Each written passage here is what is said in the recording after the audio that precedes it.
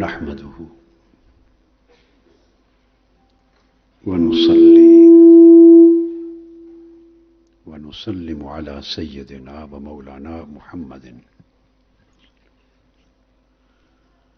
रसूलिहिन नबिय्यिल अमीनिल मकीनिल हनीनिल करीमिर रऊफिर रहीम। अम्मा बाद,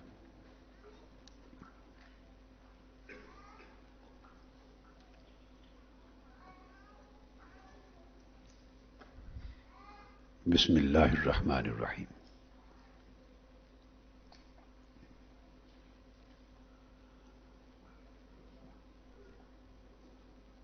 My dear brothers and sisters and beloved sons and daughters,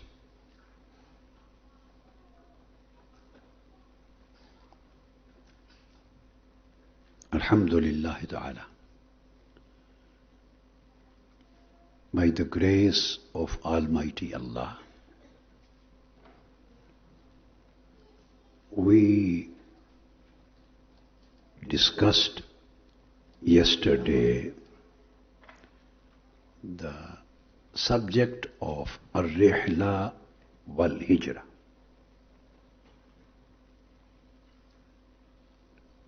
What does this title mean? What does it imply and signify? And how it can be applied in our lives? And what is the link and connection between these two words? Ar-Rihla, the migration, and As-Sohba, the companionship. And if I want to conclude or summarize the whole discussion of yesterday in one sentence, so I would say that Ar-Rihla is departure and As-Sohba is arrival.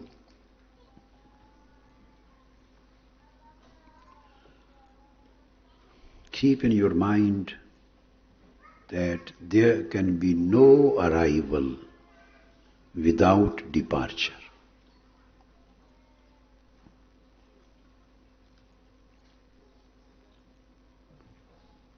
If you want to arrive at any station, you have to depart from some place. Always it is departure which leads you to the arrival.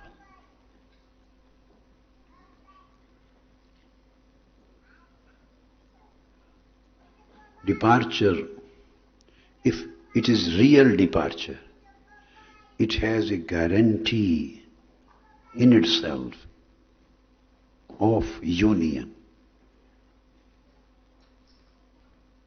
with your beloved. If the journey is saved and protected by the dangers or by wrong effects. So there are three stages. The stage of departure, of departing, then keeping your journey and travel protected from calamities and disasters. And these are different effects which lead you to misguidance. Different factors which take you away from the right path. So this protection is needed during your journey. And then your arrival. It depends upon where you want to arrive at. What destination you have fixed in your mind. But definitely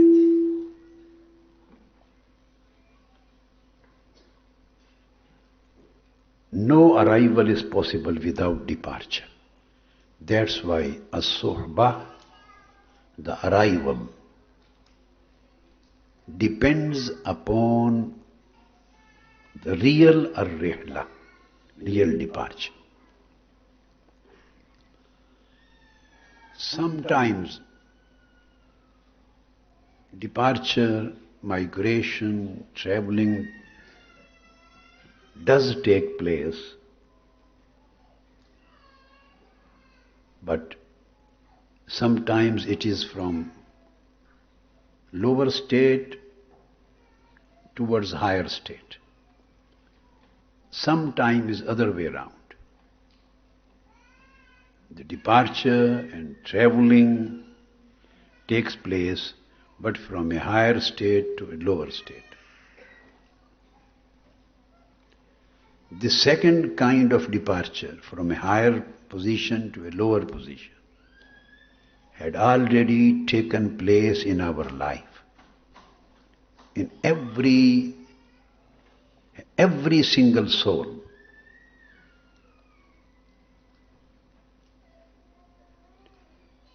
Every single soul has experienced this departure.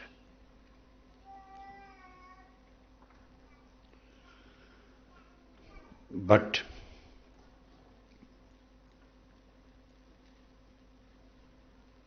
it is different in different cases, depends upon case to case, man to man, soul to soul.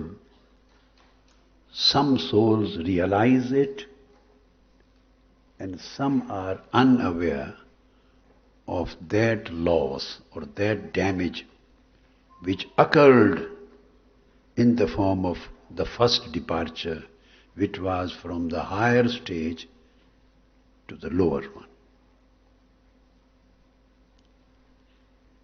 That departure was the separation.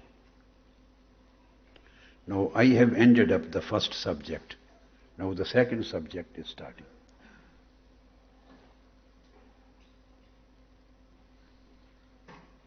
Maulana Rum starts his Masnavi from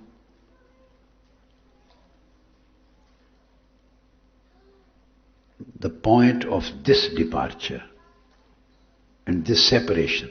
So instead of departure, now I would say separation. He begins his message and his poetic verses from the subject of, with the subject of separation. And he says,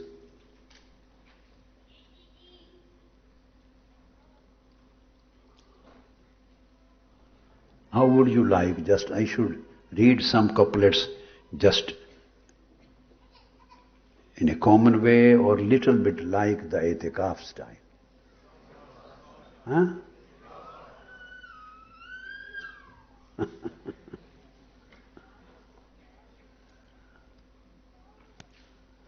Not in that style, but little bit, similar to that.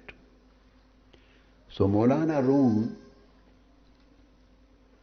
mentions this separation in the words, Bishno azn hai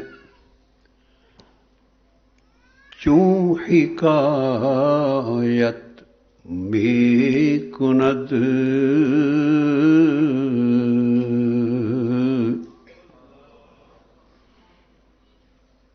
Bishno azn hai kyun shikayat me kunad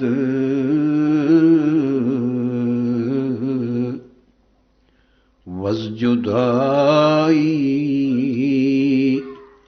ha shikayat me kunad.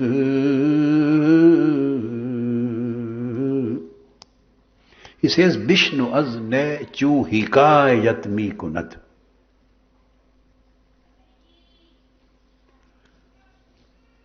Maulana Rum says, listen to the creed,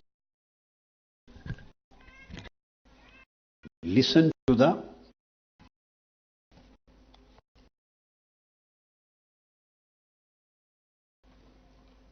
what kind of tale or story it is telling. He is talking of flute. Listen to the creed. What tale, what story it is telling,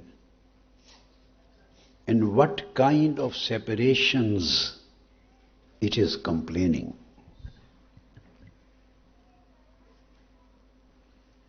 The word nay, creed,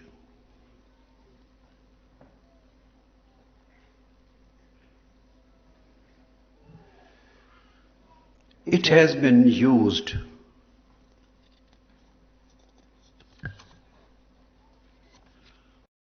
for the spirit, which we say soul.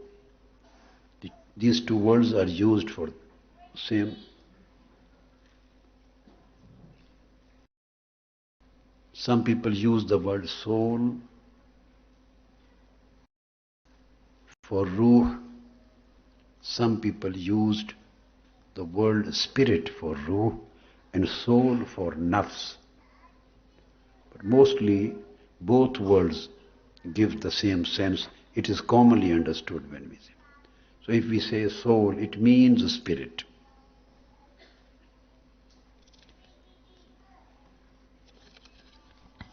The basic theme that reed is crying, the spirit is crying. And Maulana Rum says that this reed is complaining, and it is telling some tale, some separation, some story of its separation. And he says, was judai ha. This reed is not telling the story of one separation. No. It is telling a story of many separations. It complains of many separations.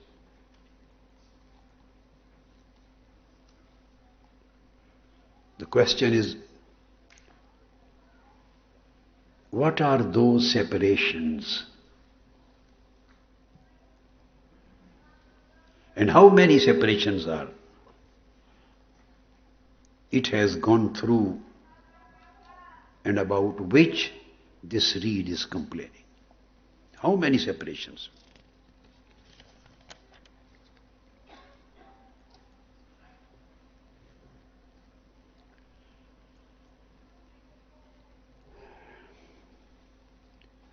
Spirit is human spirit. Before coming to this world and before appearance in this world, human being in the form of spirit, soul, has been living in different worlds.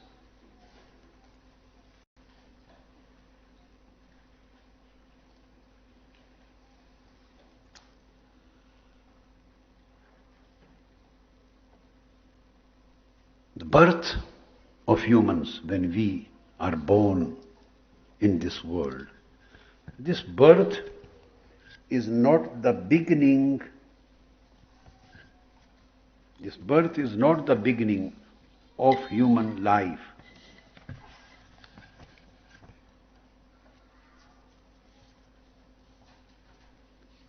Neither this birth is the beginning of human life, nor our death is the end of our life.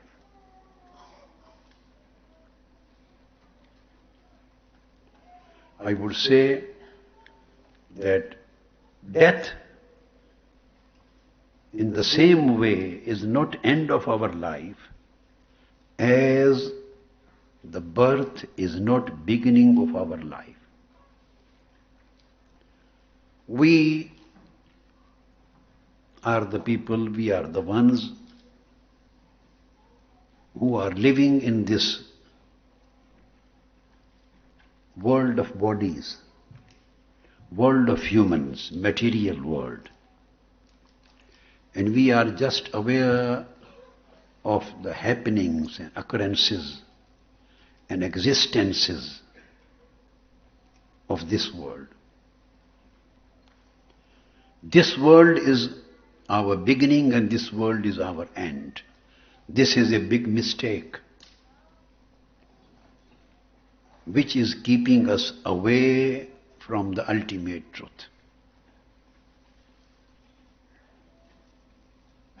And we have fallen astray. We are not able to realize the truth, the reality. And that's why we are not able to travel in order to achieve the union with divinity, to achieve our connection with the presence of our Lord.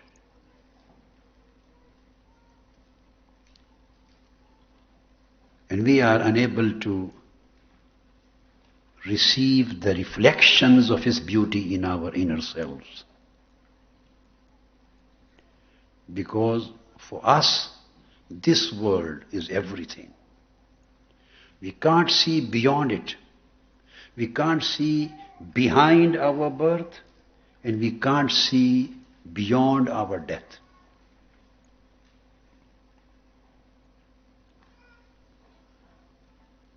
Since Rumi says, "Was judai ha shikayat mi kunad," this reed is complaining about many separations. But just he has said this word. Now, it is for us to understand, what does he mean? How many separations are there which he is referring to? There are definitely many separations.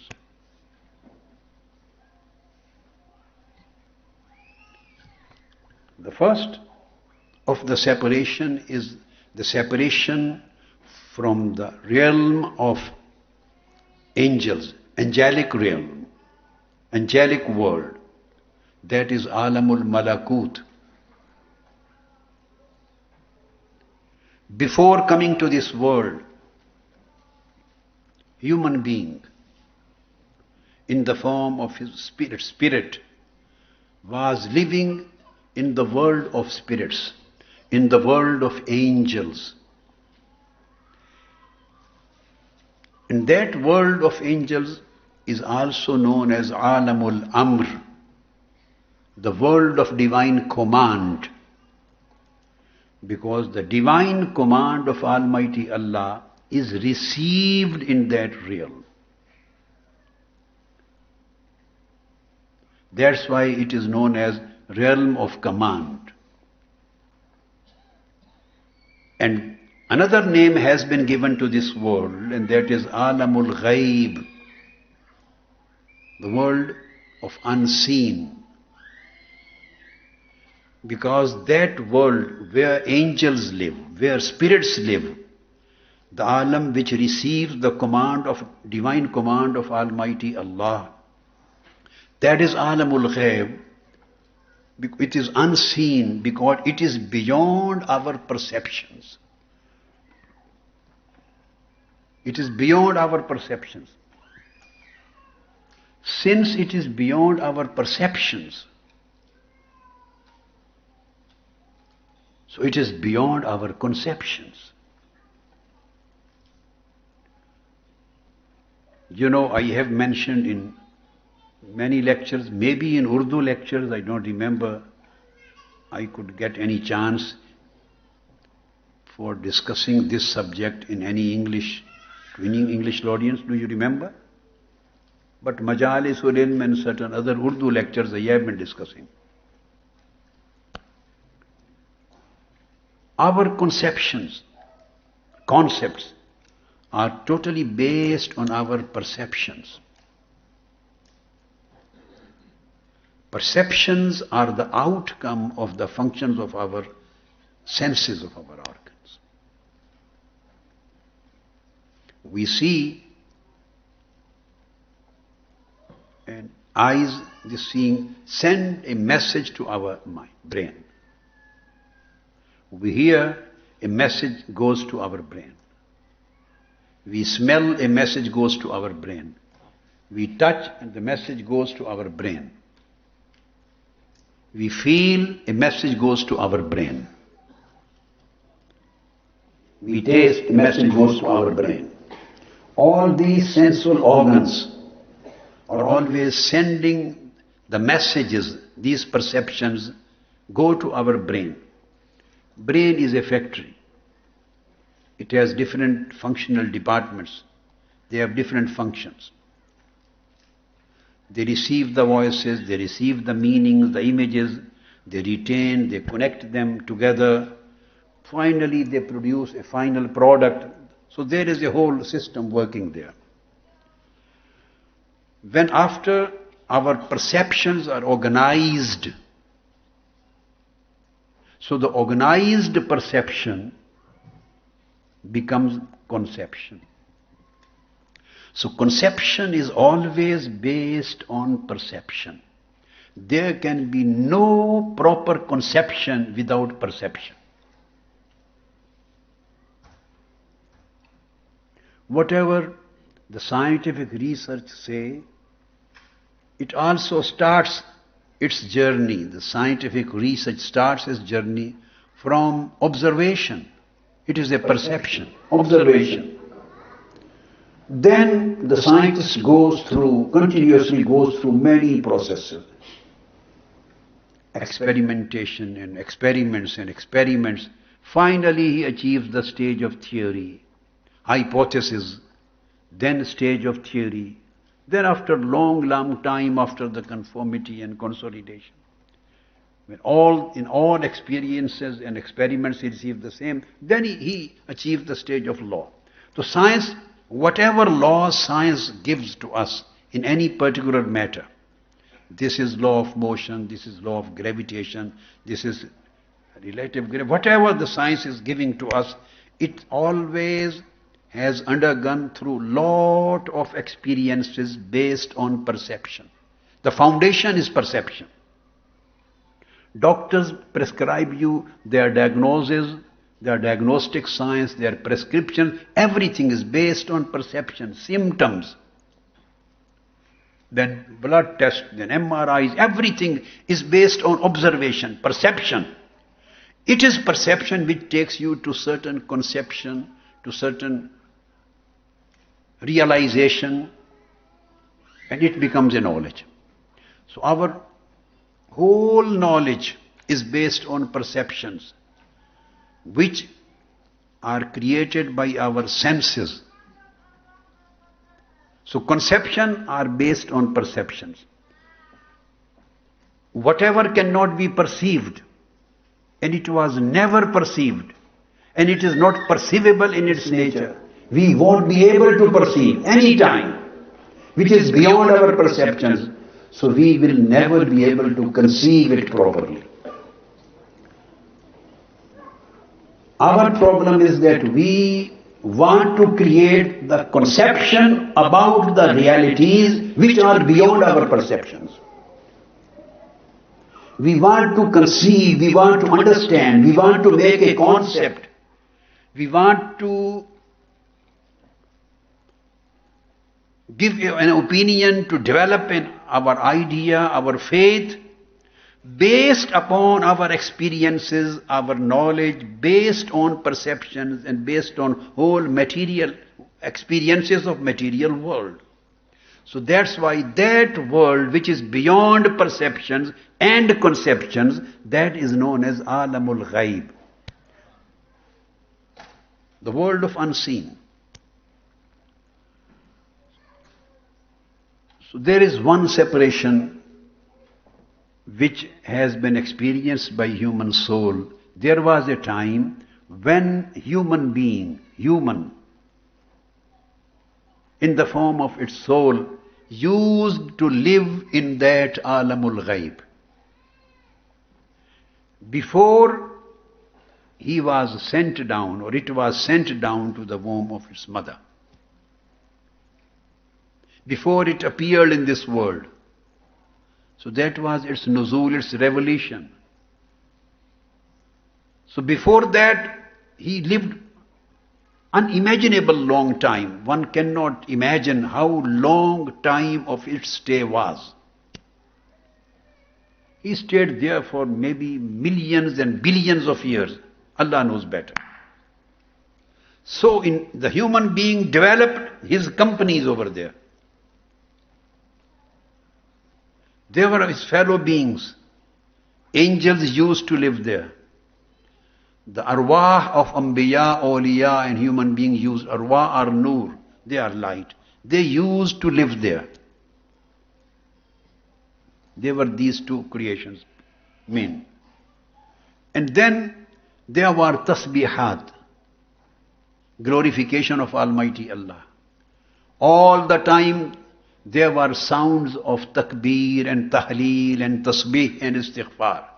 There were prostrations.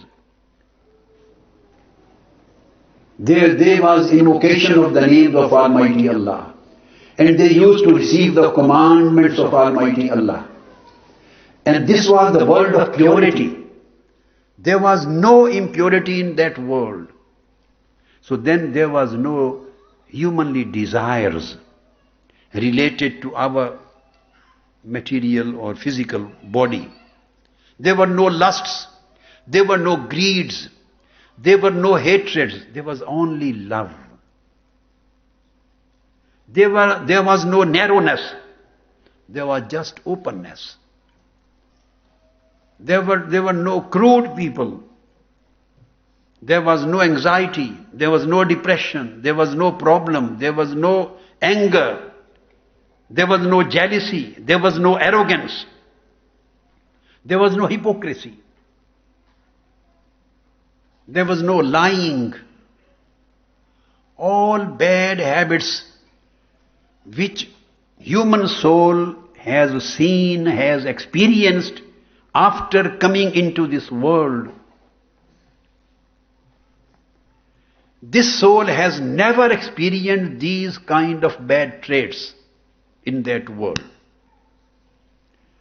It has beautiful neighborhoods of angels, neighborhood of lights, used to listen to the voice of Almighty Allah, His commands. It was nur, just nur, light. So first of all,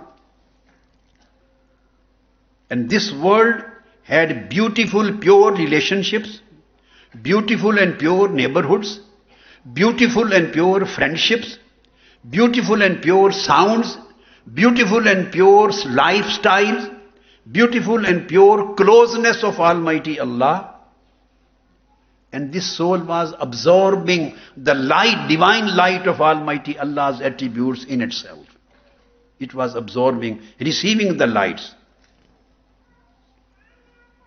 And living there, since this was the world which was receiving the lights of divine attributes, so by receiving the lights of divine attributes, these souls were changing, attaining the characteristics of divine attributes. They were being colored. They were being dressed with those divine attributes. So they were different in their nature. When this soul separated from that world and came to this world of bodies, so this was, it feels its first separation. This is the first separation. Then there was another world, and that was a world beyond Alamul Malakut, beyond the world of angels and world of spirits. That was Alamul Jabarut. This was the world of divine power, realm of divine power. So, human soul at some time has been in the neighborhood of world of divine power.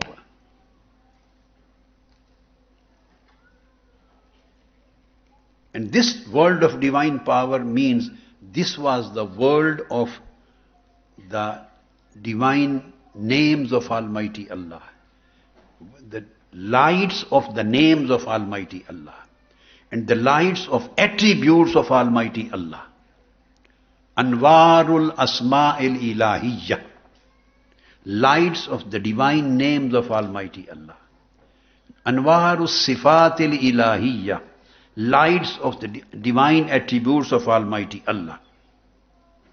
So that Alamul Malakut, the world of angels and spirits, was Alamul Amr, the world of command, where the divine command was being received. And this world of Jabarut is known as Alamul Amr too, Alamul Jama'. This was the realm of union. This was the world of union. So here human soul was observing the beauty of Allah's name and beauty of Allah's attribute.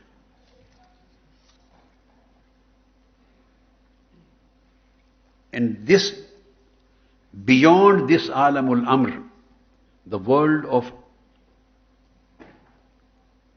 divine command, was the world of divine attributes, and beyond the world of divine attributes, there was another world known as the world of divinity, Alamul Lahut.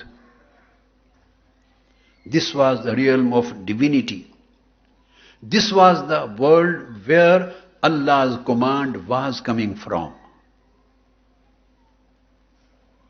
So human soul at some time has been experiences all closenesses and all proximities of these worlds.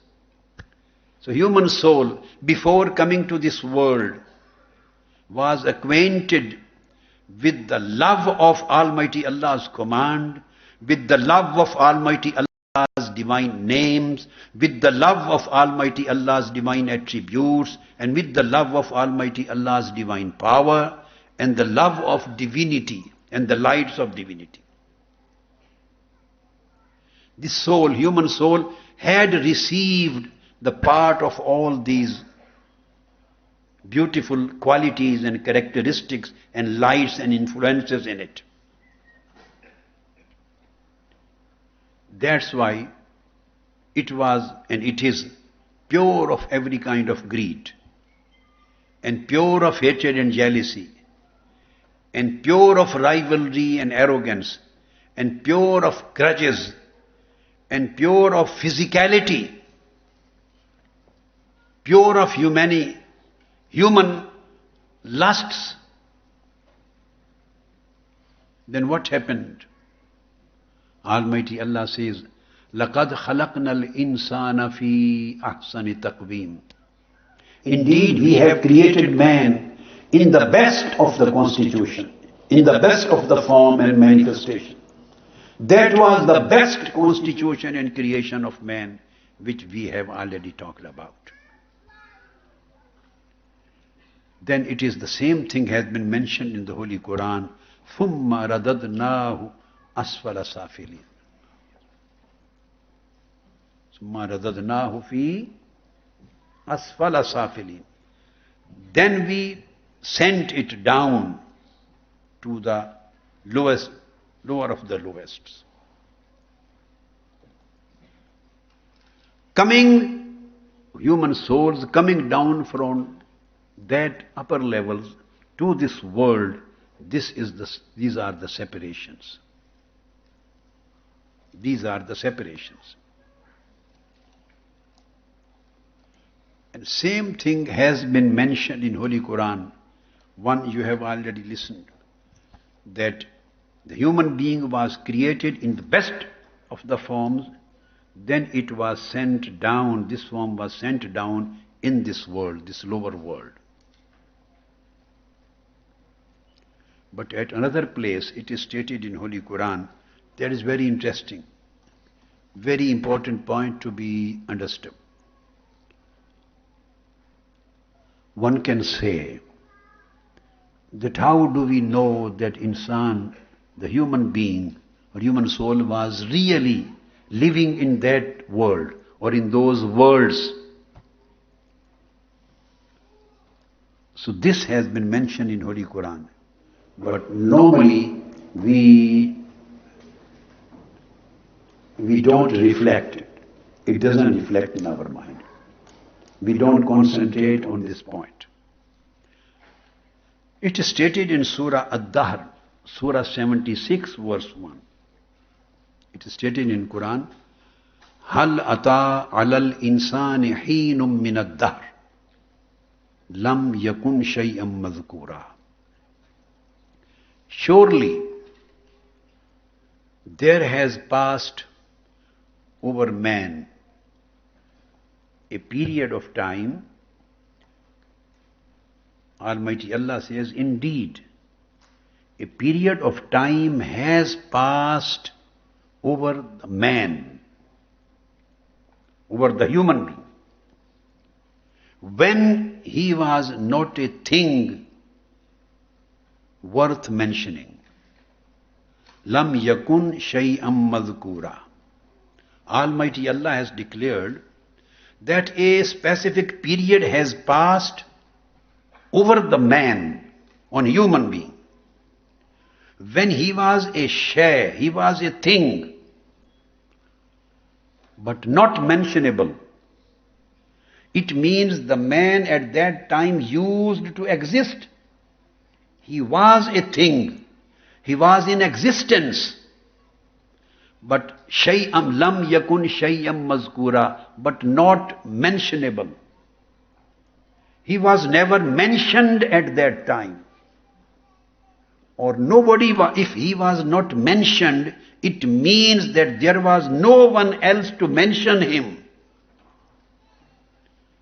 When one says that he existed at that time, but his existence was not mentionable, you can't mention it. No one else was there to mention it. No one was else there to describe about his existence, to describe his existence, to entail his existence. So the existence of man was there. Almighty Allah didn't say at that time that the man was, about say that human being was non-existent. He didn't say this. He did not say that he was ma'doom, that he did not exist. No, Quran says that there was a time that he did exist, but he was not known, he was not discovered, he was not mentioned, he was not conceived, he was not perceived. There was no one to know him or mention him or describe him. This was the time of the existence of human being, when even the heavens and earth were not created.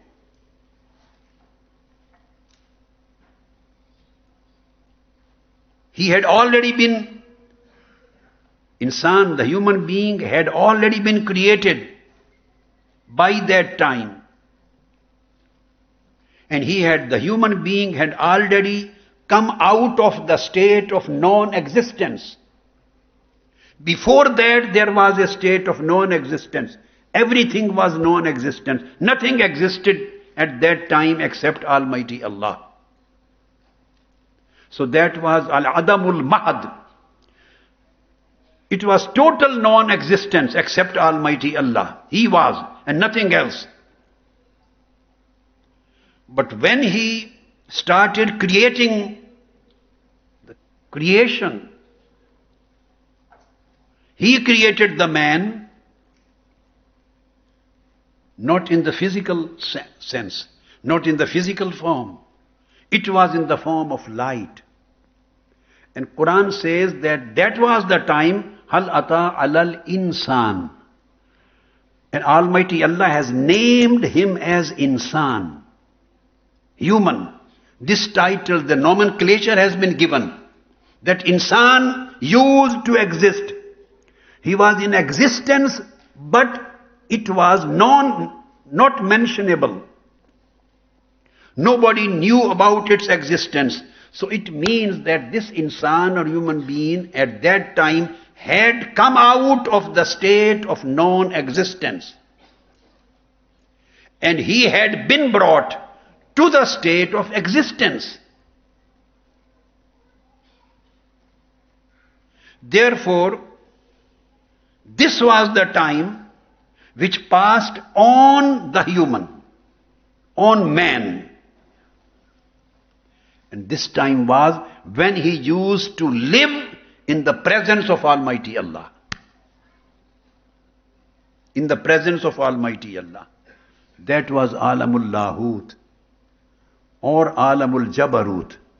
Definitely before Alamul Arwah or Alamul Malakut. That was Alamul Jabarut.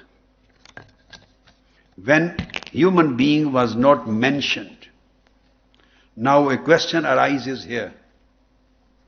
Why Maulana Rum says that reed is crying and human spirit and soul is crying and complaining about many separations? The reason, we can get the answer from Quran. At that time, when the existence of human being or existence of insan is established, and with the name of insan, but he was not mentionable. Nobody was there to mention it. The question arises that how he was given the name of insan. Where did this title come from? How was he identified with the title of insan when he was not mentionable and nobody else was there to describe him? This is very interesting. And Quran says that the period passed on at that time, the being on which that period was passing on was insan. So it means this title did exist at that time. So why this title was given to him? Who did give this title to him? And what was the reason of giving this title to that existence? What became the origin of the existence of that title? If we go to the linguists of the Arabic language, they say that the word insan, human being, is derived from one of the two words. Insan is either derived from uns or derived from the root word nisyan. This is the root word, anasa, naseya. This is the root word. Either the word insan has been etymologically, linguistically derived from the root word uns. And uns means intimacy and love. Uns means intimacy, love and cordiality. Or the word insan is derived from naseya. It is nisyan. It means forgetfulness, that he forgets. Anasa, uns means he loves someone. He loves. He gets intimate to. He loves someone. Nisyan means he forgets something. Either it is derived from this word, uns or love, or it has been derived from nisyan or forgetfulness. If we refer to its first meaning, we take the first root word and that is uns, anasa. So it means that the word insan was given to this being, to this existence, because of uns, the love, intimacy. So he developed a love for someone. This was a being in that world when its first existence took place, non-physical, in the form of light, when he started coming into existence, and this title of insan was given to him. Why this title of insan was given to him at that time? Because this being has developed love for someone. Who else was there?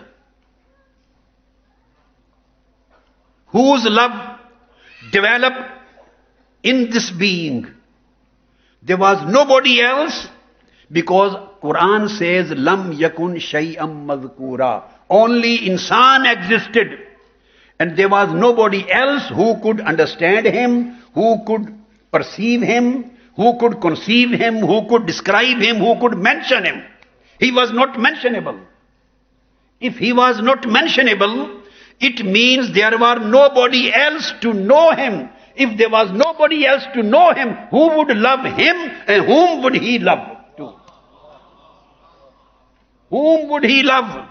And why would he love? There is nobody else to be loved. There is nobody else to be known. There is nobody else to be seen. Why would he love anyone? Because there was none. And it says insan means that he developed love for someone. So the meaning of the word insan is the one who loves is known as insan. And the one who is void of love, who is deprived of love, is stripped of his humanity. The one who does not any love in his heart, the one who does not enjoy the sense of intimacy, he does not enjoy cordiality, he does not enjoy the taste and the sweetness of love, he is deprived of humanity. And human, insan, means the one who loves someone. But who is the beloved whom he loved at that time? There was no one except Allah. There was no one except Allah. So the beginning of human, the beginning of insan is the love of Almighty Allah. Here he started his journey from. His beginning started from loving Almighty Allah and receiving his love into it.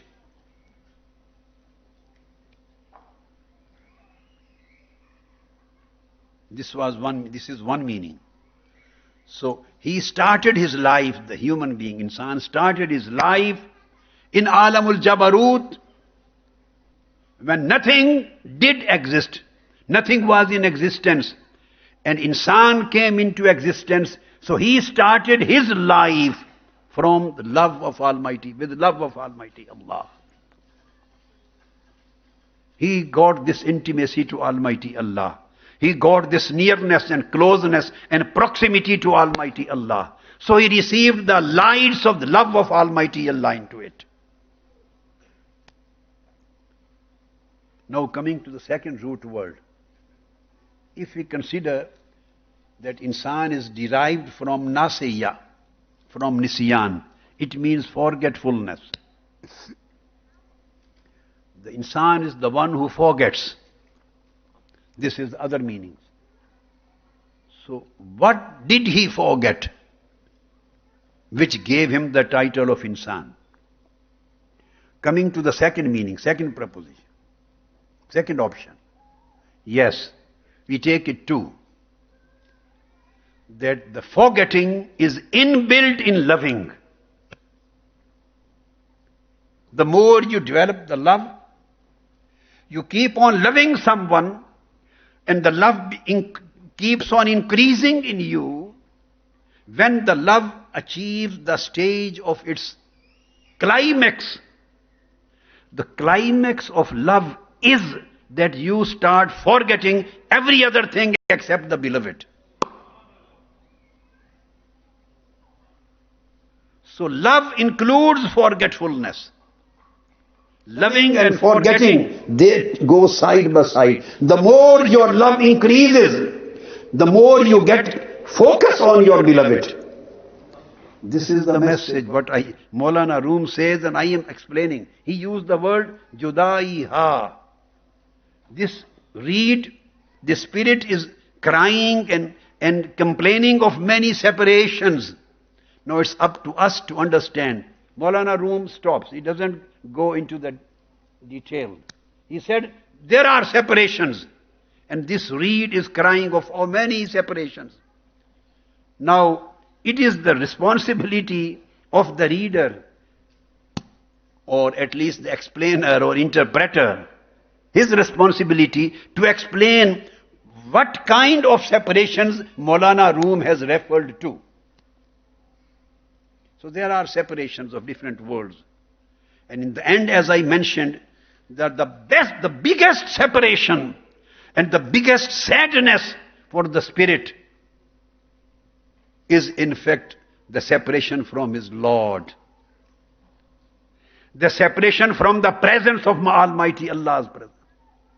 The separation from his nearness and proximity and closeness. And the separation from his direct love. When nobody else, and the beautiful word which Quran has used is Lam yakun shayyam mazkura. It takes my mind to a specific state.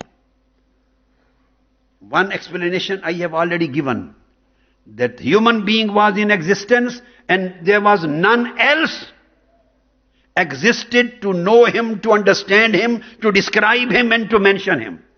One thing. There is another aspect of interpretation of this world.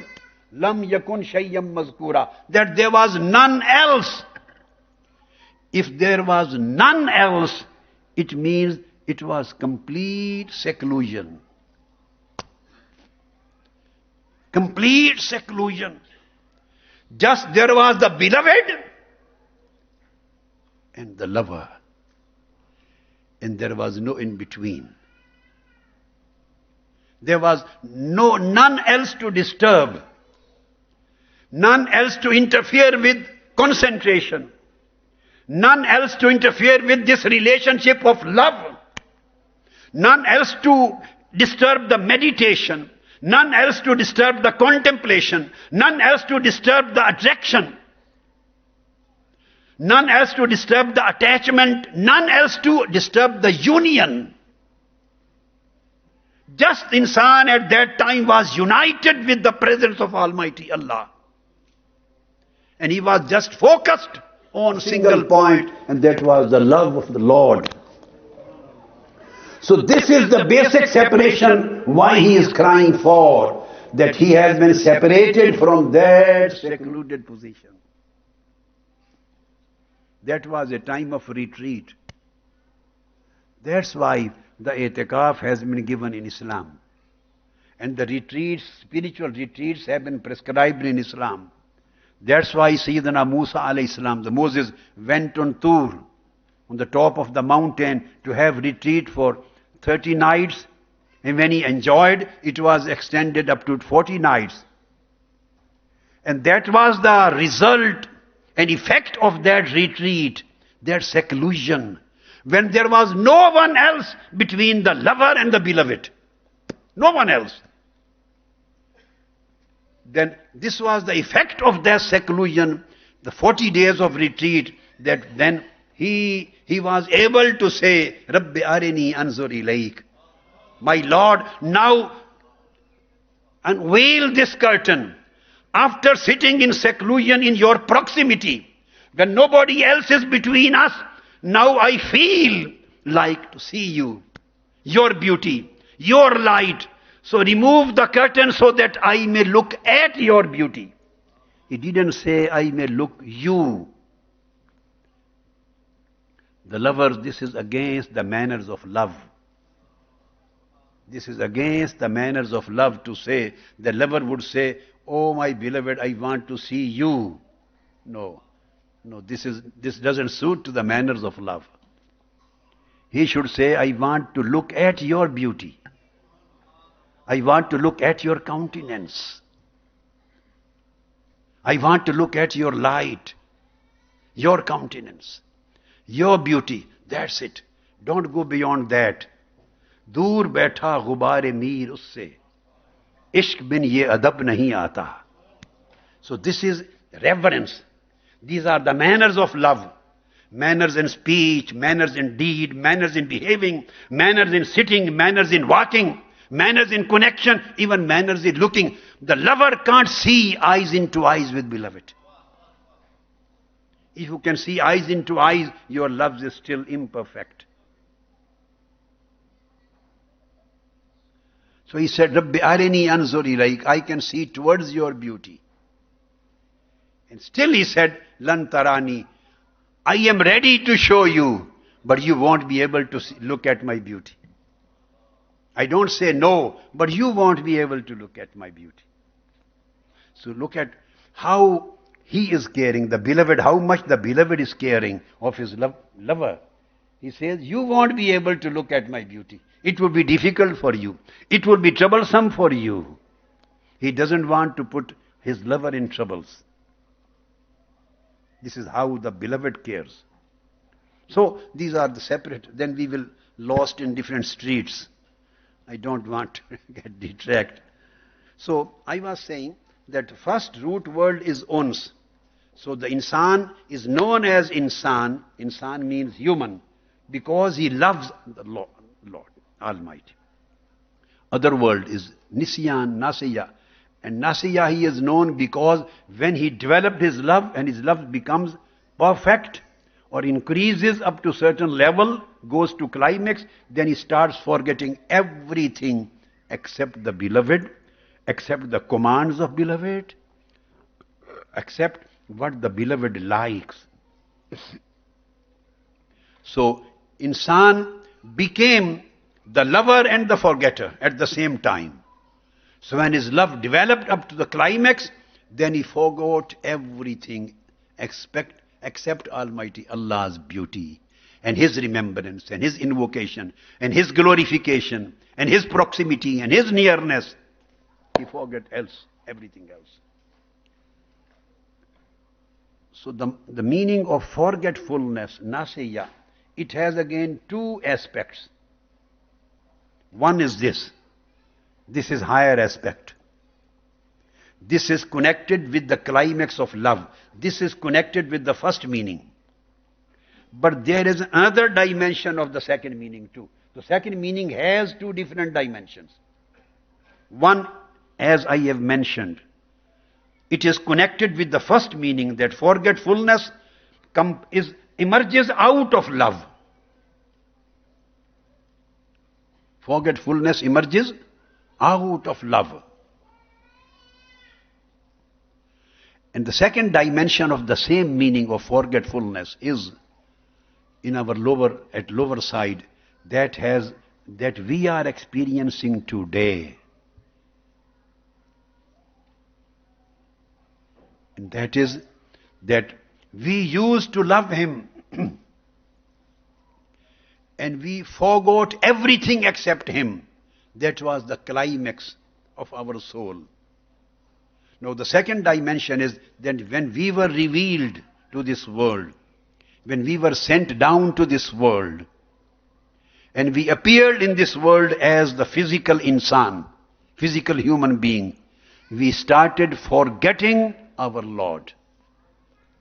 This is again the implication of second meaning of nisyan, that the one who forgets. Whom did we forget? We started forgetting Almighty Allah. So there was a time when he asked,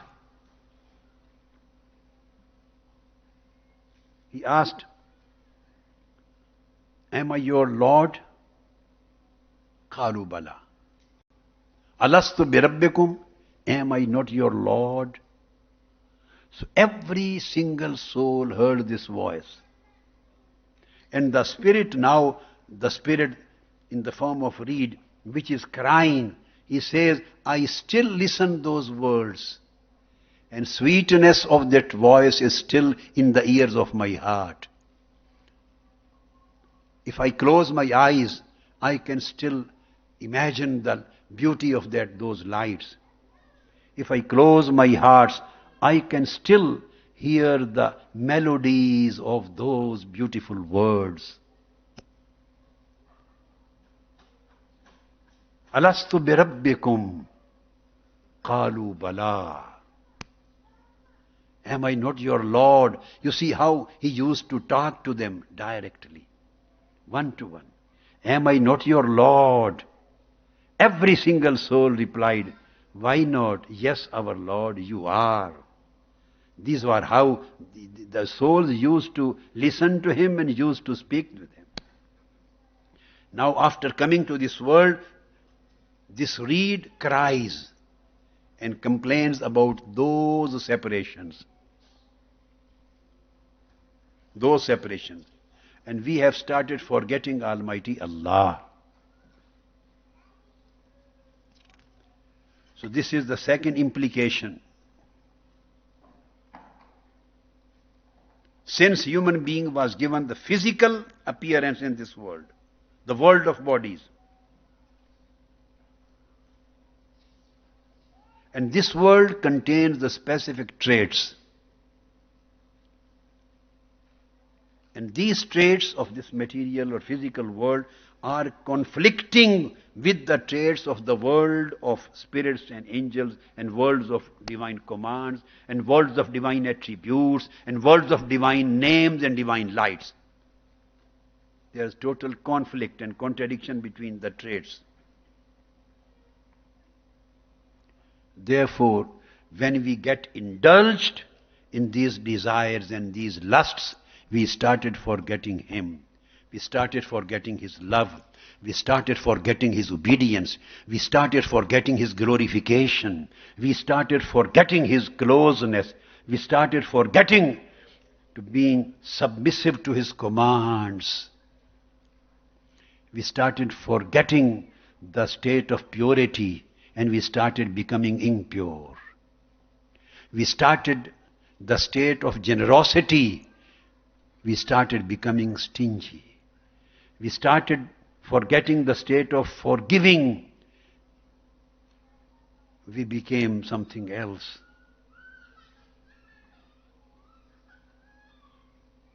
So we started the state of love. We converted into state of hatred. We became angry people. We became crazy people. We became lusty, people of lusts, people of worldly desires, people of arrogance, people of hatred, people of narrow hearts and narrow minds. So everything was changed and we forgot those things. That's why Maulana Room says here, Maulana Room, that this reed cries about. Now this, the spirit, the soul, now misses all those things, all those proximities and all those purities and all those beauties, misses. And it cries.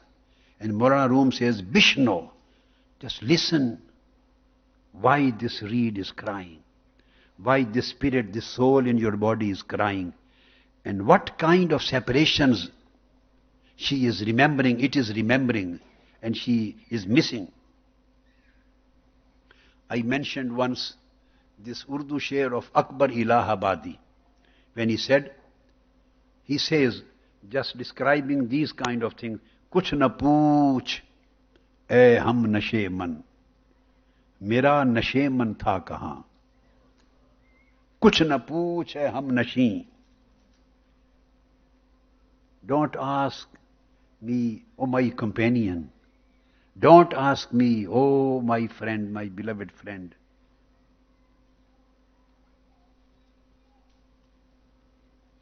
where I used to live, where was my nest. अब तो ये कहना भी मुश्किल है वो गुलशन था कहाँ. Oh, my friend, now it has also become so difficult to me to identify not only where I used to live, where was that garden where I used to fly. Even I forgot that garden. I can't identify it. So many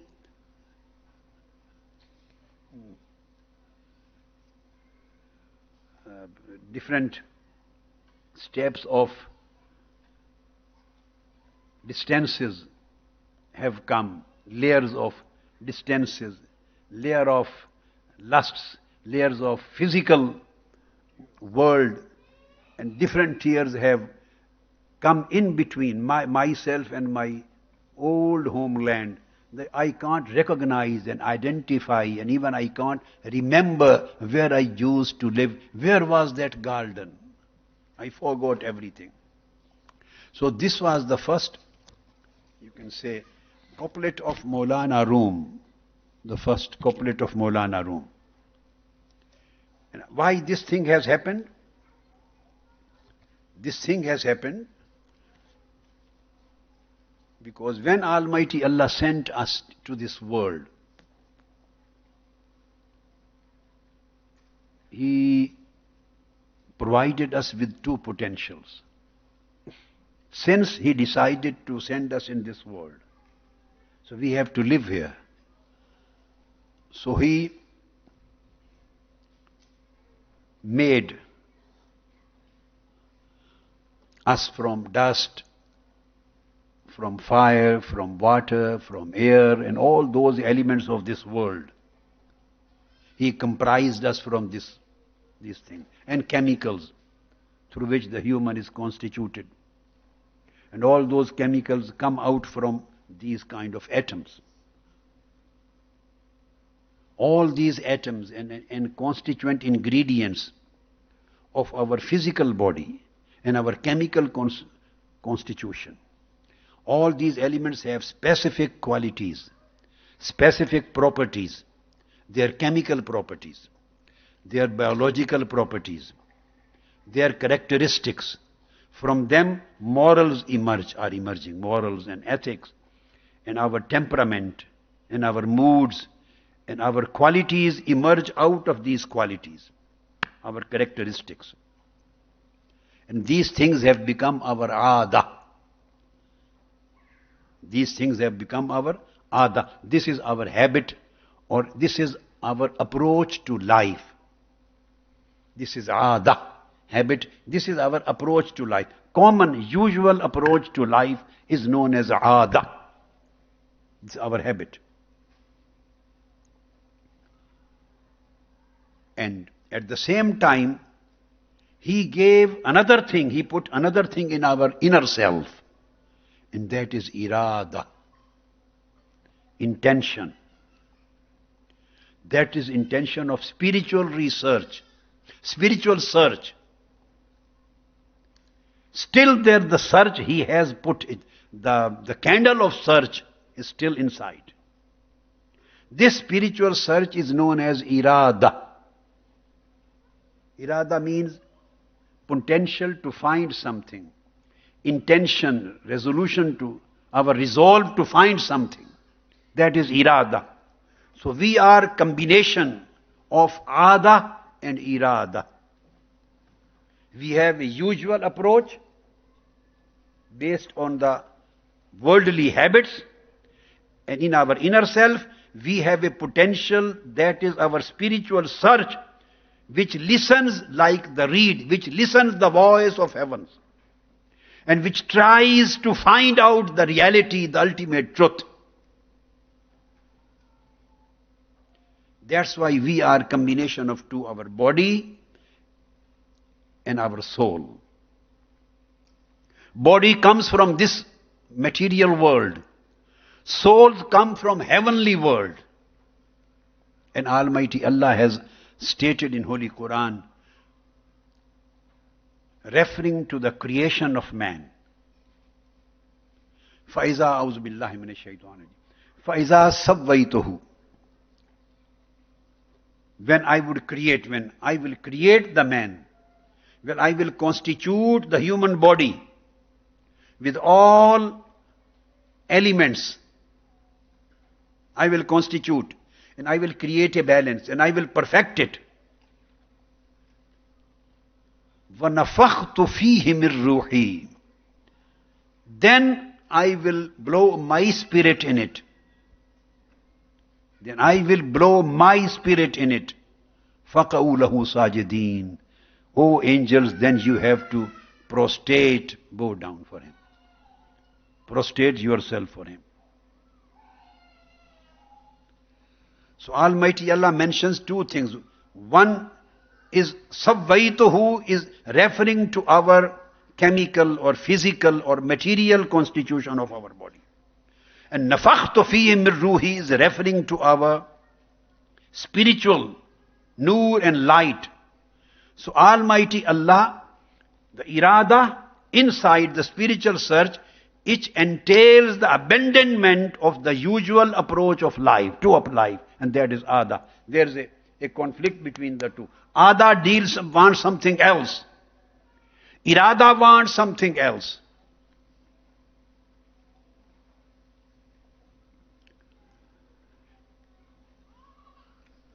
And Almighty Allah says in Surah At-Teen, ثُمَّ رَدَدْنَاهُ أَسْفَلَ سَافِلِينَ that after creating the human being in the form of the best of creation, then we sent him down in this world in the lowest of the lowers. And now Almighty Allah is further guiding him towards new migration. The next, Al-Rihla and Al-Hijrah. First Hijrah brought him from heavens, from the world of proximity, world of divine command and world of divine closeness to this world. And now he says, oh man, if your reed is crying and you are listening to it and you feel that you should attain the same position, then living in this world, I show you a path. Living in this world, I show you a path. And that path is weaken your ada and strengthen your irada. Weaken your ada and strengthen your irada. The usual approach to life, where you live here, you want to eat, you want to sleep, you want to achieve everything for your own interest. You want to protect your interests and benefits. And that's why you develop your desires and lusts. That's why you develop your passions. You develop your desires. And if you don't get it, you become angry. If anybody disagrees with you, you become angry. If anybody gets more than you, you become jealous of him. So you develop jealousies. You develop anger. That's why if anybody you see, you don't like him because certain reasons, so you start hating him. You develop hatreds. You develop bad habits. All these things are based on ada. This is a usual approach to life.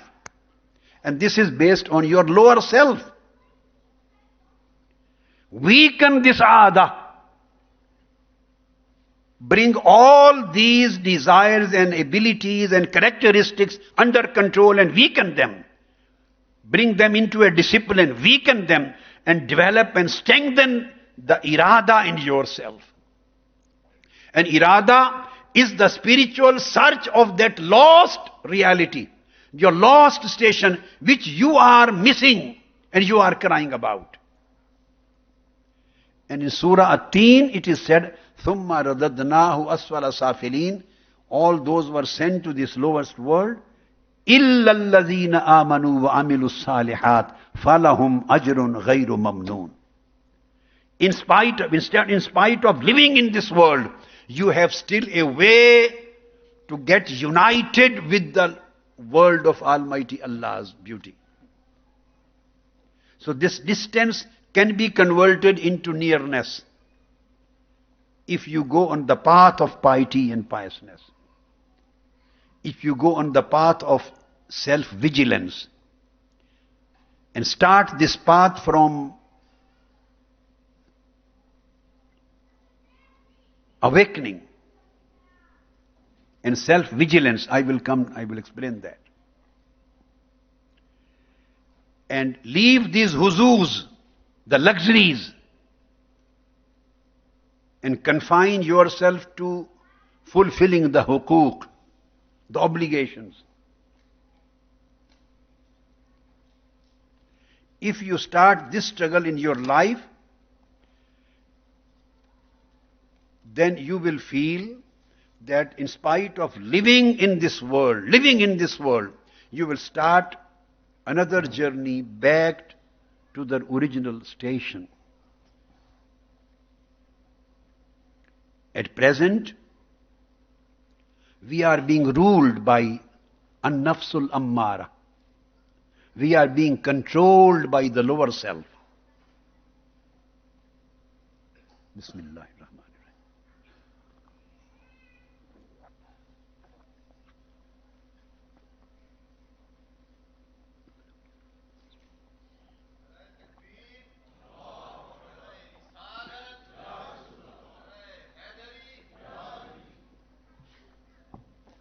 At present, we are being ruled by our lower self. And our lower self has all these qualities.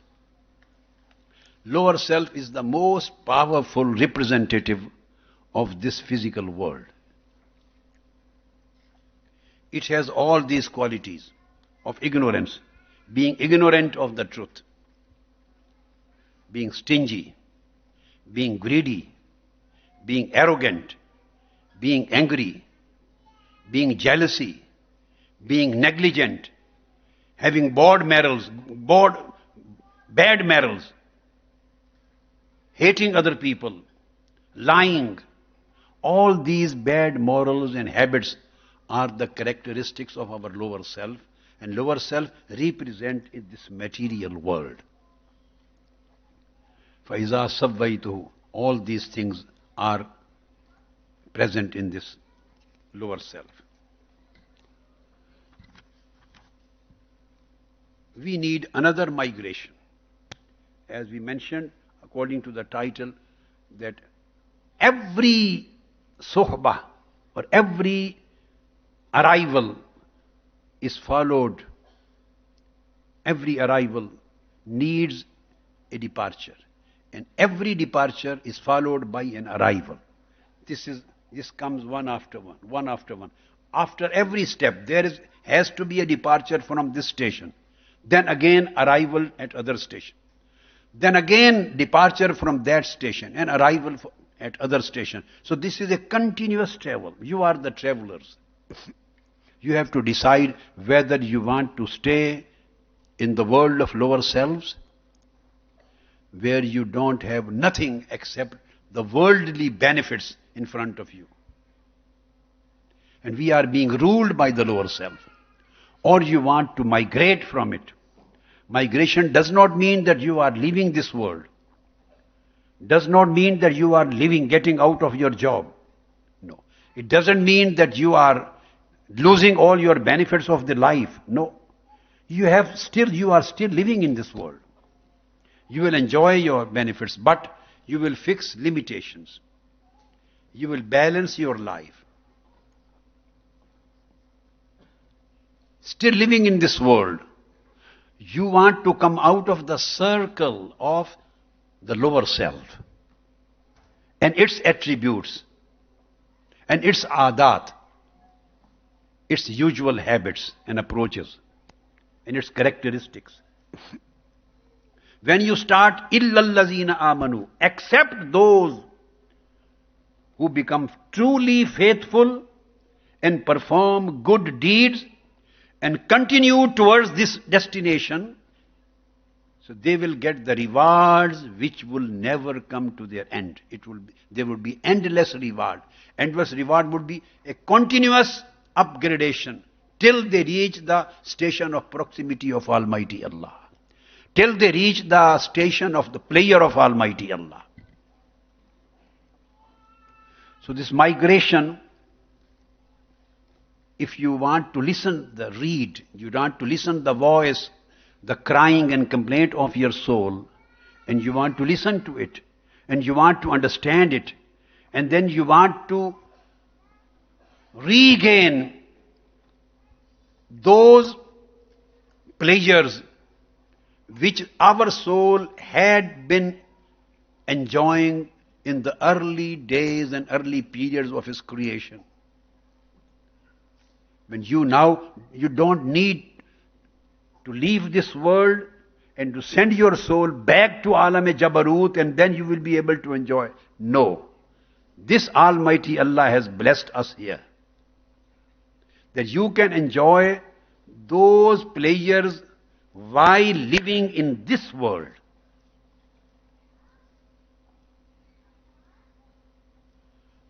When we are separated, this is a state of at-tafriqah, state of separation.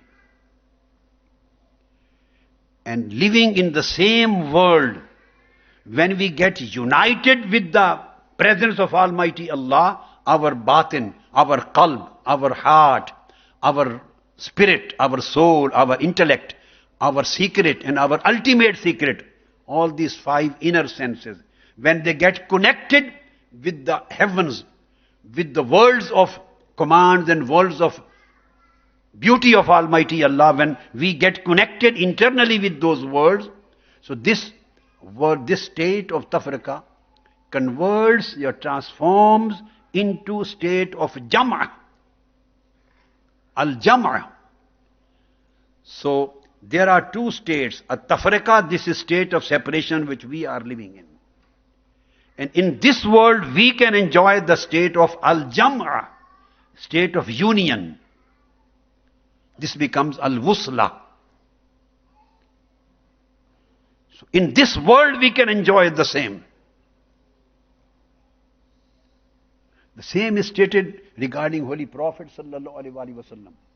When Holy Prophet sallallahu alaihi wasallam went on Mi'raj and Isra, ascension, he left Makkah, he left this world, went to Al-Quds, Jerusalem, led the Anbiya and Rusul, the messengers and prophets in prayer.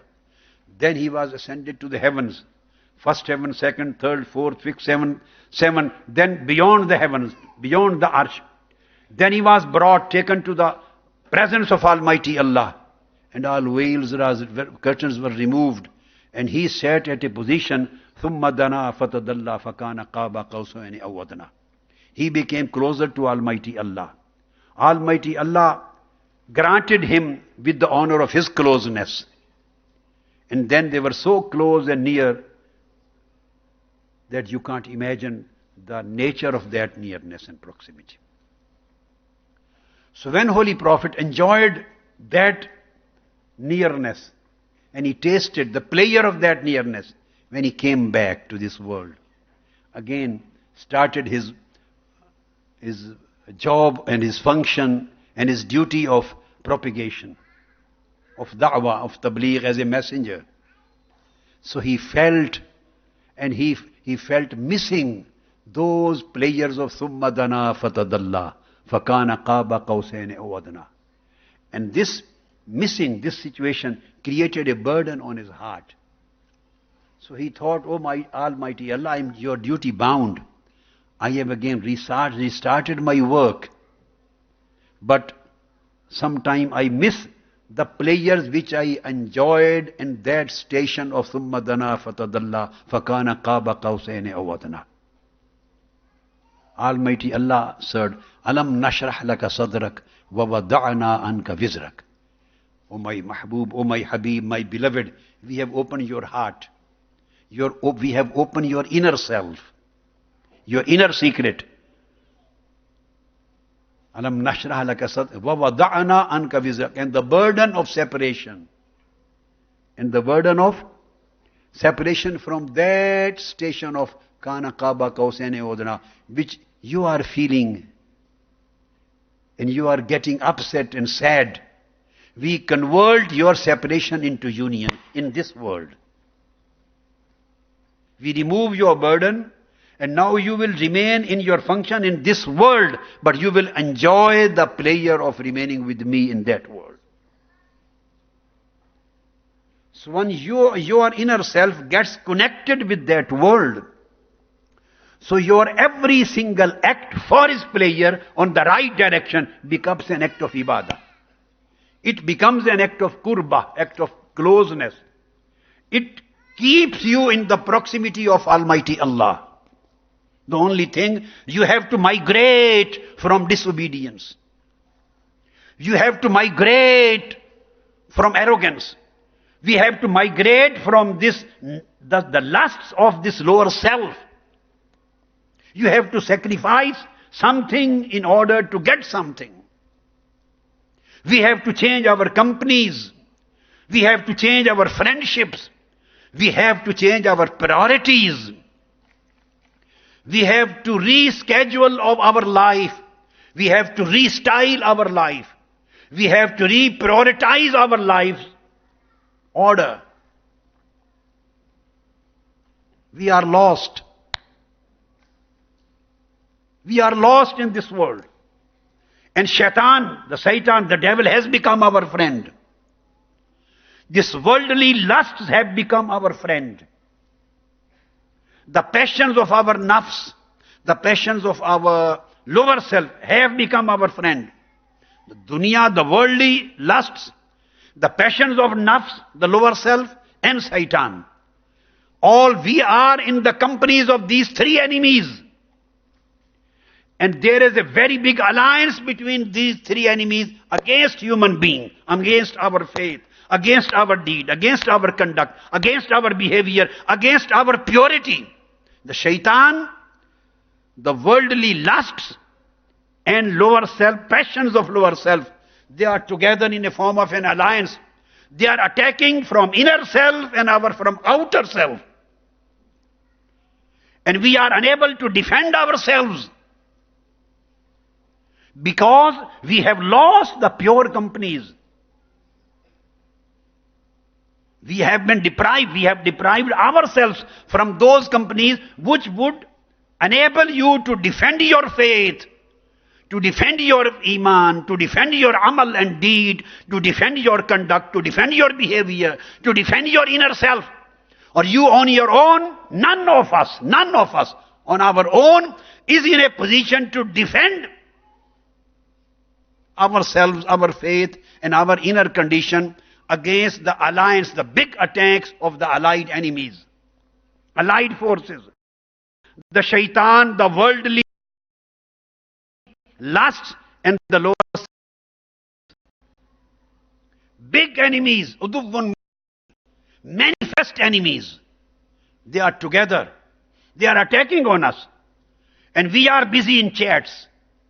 We are busy in our Instagrams. We are busy in our Facebooks. We are busy in our chatting with our friends. We are busy in losing the strength of our faith. We are busy in losing the strength of our character. We are busy in losing the strength of our connection with Almighty Allah. And we are busy in losing the connection with your own mission, Minhaj-ul-Quran, the path. We don't have time. We are busy in job. We are busy in families. We are busy in early livelihood. We are busy in so many things, but not busy for Allah. The only thing for which we cannot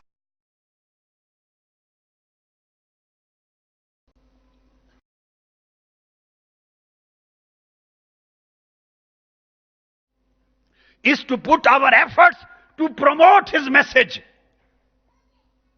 To take this message to our brothers and sisters. Everybody is waiting in his house. Somebody should lead, then I will start work. There is no one to lead. If you are waiting someone to lead, only then you will start work for the mission, then shaitan will lead. Then shaitan will lead. And shaitan is leading. Then nafs will lead. The nafs is leading. Then dunya, the lusts will lead. The lusts are leading. then our habits will lead. Habits are leading, already leading. Everybody has chains, everybody has limitations, weaknesses. Don't, my dear daughters and dear sons, I always remain upset for you. I spent my whole life for you, for the Ummah of Holy Prophet, for the generation of Holy Prophet. You know, I have never done any business out of all these propagations and teachings and halaqas and hidayah and writing the books. I have not done anything. 550 books are published. You know, these are not my business. I don't receive a single penny. 8,000 lectures are in your hands. I don't receive any royalties. No, absolutely nothing. I have not done anything for myself. Whatever I can do with the command and with the will of Almighty Allah, for just two things. Just to please my Lord and to please my beloved Prophet and to bring you on right path. To provide you with the light of good character. To provide you moral conduct. To bring the light, the noor on your foreheads of sujood or prostrations. To provide you pure characters. When you become good, pure, having excellent morals and behaviors, then at least I will be able to get a smile from my Prophet, beloved Prophet. I will be able to get a smile from the presence of Almighty Lord. He will say, you have done some work.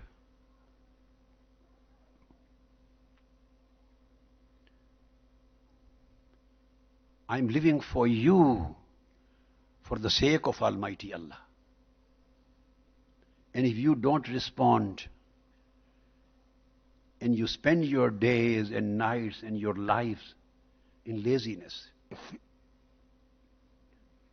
waiting other people, other brothers and sisters to lead, nobody will lead and life will go away. The time will pass. Every single person amongst you has to be a leader. When you get married, you become leader of your house. You take the matters in your hand, you or your wives, you become the leader of that small unit. Just start a small unit of Allah's work. In the same way as you start the unit of your family. This is Allah's work. Of course, this is not a job which will pay you monthly salary or weekly salary. This will not pay you, but it will pay. I tell you, it will pay. I can't you how much payment you get out of that. When you see the smiling face of Holy Prophet sallallahu alaihi wasallam, when you see the smile of the player of Almighty Allah, and when you feel the player comes into your heart, and your inner self getting connected with the presence of Almighty Allah, you can't imagine what kind of regard this is. This is a reward. The best of the rewards. Take some time off from your other engagements and fix that time just for Allah, for your Lord. And this is a vessel, this is a means. The Minhaj-ul-Quran work, this is a means for you to take you to Almighty Allah. Be humble servants of Almighty Allah and do His work. Become His practicing servants.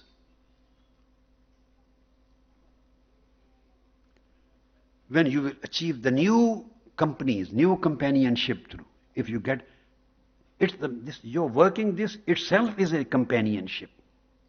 It takes you away from bad company and leads you towards good companies, at least where you hear Allah's name, Holy Prophet's name, remembrance of Almighty Allah, good words, where you receive good words, you receive good thoughts, you receive good designs how to work, good thinkings, good plannings. You take and give assignments to one another. You sit together, discuss the matters. Matters about what? About Allah's work, about Holy Prophet's work. Allah will be pleased with you, and Holy Prophet will be pleased with you. The one, I guarantee you, the one who spends his whole life in serving Holy Prophet sallallahu alaihi wasallam and in serving Allah, when the evening of the grave, first evening of the grave, and certain 3 questions will be put on him by the angels. And the last question would be about Holy Prophet sallallahu alaihi wasallam. Who is he? Do you know him?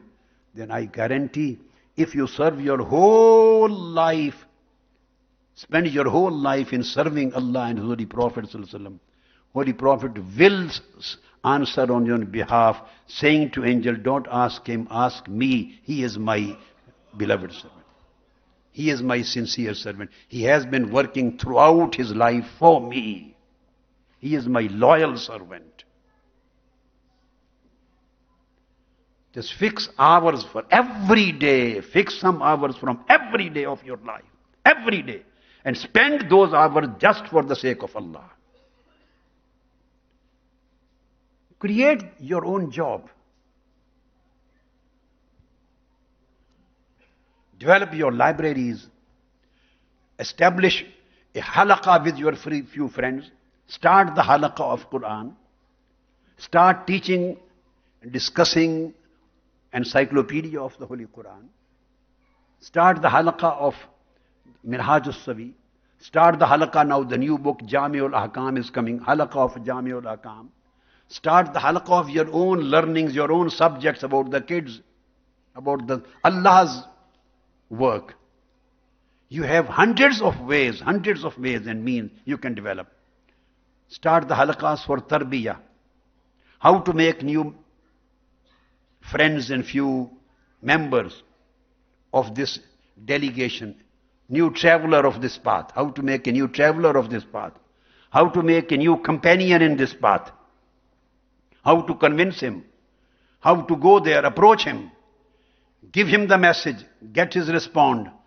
Do halaqah, do zikr and do fikr, remember, reflection. You can create your own jobs, your own business, your own engagements. No need of waiting for any organizational unit, nothing.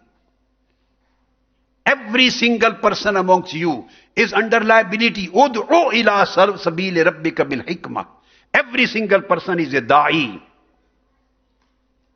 He is a caller. Every single person is an inviter. He has to give a call.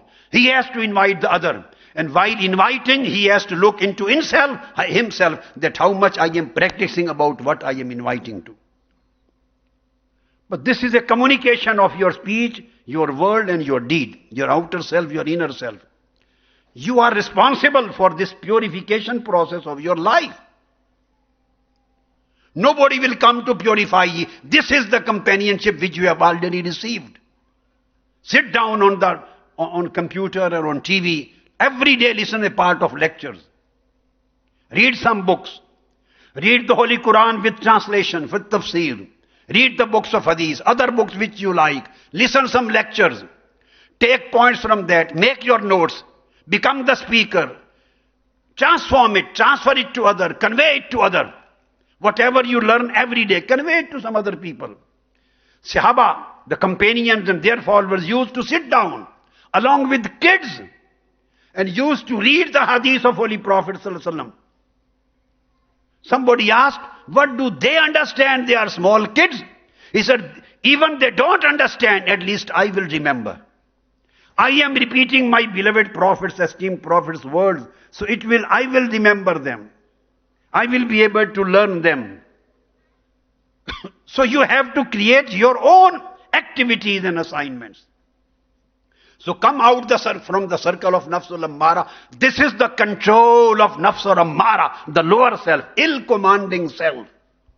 Get out of it. Then you will enter the next circle, that is an-nafsul lawwama, where ourself would become cursing self. In what sense? If the man does any wrong deed, an act of defiance, an act of disobedience, an act of wrong act, an act of transgression, any bad act, evil act, his nafs would curse him. So he will get an awareness from his inner self that I am doing wrong. So it means when the nafs becomes the cursing nafs, it means that a life has started in the heart. When the nafs, your inner self, somebody may say conscience. These are different words used in different languages. If you do wrong deed, you act of cruelty, act of transgression, act of aggression, you do commit bad evil acts, and you don't get any curse from your inner self, it means your conscience is dead. And what does it mean? Your heart is dead. This is al-qalbul mayyit. Heart is dead. Come out of the state of a dead heart. When you come out from that, through the effort, through the migration, and enter into the circle of the cursing self, it means the life is coming to your heart. Heart is feeling. Heart has started differentiating between good and evil. Heart, your conscience, your inner self, your shu'ur, your consciousness has started differentiating the good and bad, the right and wrong. So this would be the beginning. Then you will, and when you enter this, it has its own abilities and characteristics.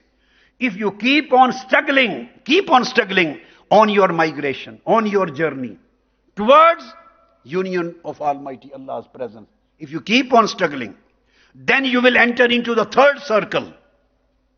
And that is the an-nafsul mulhama. Then you will enter into the nafs, circle of a nafs, the self, the spirit, where you will receive intuition. Good thoughts will be revealed. That nafs will guide you. That nafs will give you good ideas, good thoughts, good suggestions. That will become your guide, your consultant, your friend. That nafs will say, do this and don't do this, go this way and don't go this way. So nafs will give you his consultancy, his guidance, his light. The nafs will receive the revelation, intuition. It will mulhama, receiving the ilham, intuition, and giving the intuition to your aql, so that you may take a good decisions in your life and avoid yourself from evil. If you continue this migration, this rihla, then you will enter into the circle of an-nafsul mutma'inna. This is the state where your self will become satisfied with the goodness, satisfied with piety. Your nafs and heart would be satisfied with acts of mercy, with acts of worship, with acts of obedience, with acts of purity. All good acts, pious acts will be confirmed in your heart and in your soul. You will get attached to them. You will feel pleasure in it. You will love worshipping. You will love reciting the Holy Quran. You will loving act of charity. You will love loving the people. You will love caring the people. You will love helping the poor. You will love helping the needy. You will love uplifting the weak. You will love giving respect to the people who are disrespected. You will love the mankind. You will love the piety, the fasting, all good deeds, pious deeds, regarding they are acts of worship or they are acts of human rights. You will feel a pleasure in your heart. This would be nafs al-mutmainnah. When you reach this stage, al-wilayah, the friendship of Almighty Allah will start from here. You will enter into the circles of the friends of Almighty Allah. Ala inna awliya Allah. You will enter into this circle. And this is a continuous process of migration, traveler. Everybody is a traveler. You are traveler, I am traveler. Every prophet was a traveler. Every saint is a traveler. Every messenger is a traveler. Except Allah Ta'ala. Everyone in the creation is a traveler. He travels according to his rank. He migrates according to his ranks and states, according to his stations, according to his requirements and according to his needs. So, you will enter into fourth stage. Then after this fourth circle, you continue your migration. You are Rihla. Continue Al-Hijrah. This is Al-Hijrah and Al-Rihla. Continue your traveling. Then you will enter into the fifth circle. And that circle is your heart and your nafs, yourself, will become pleased with Allah's commands. You will become pleased with Allah's will.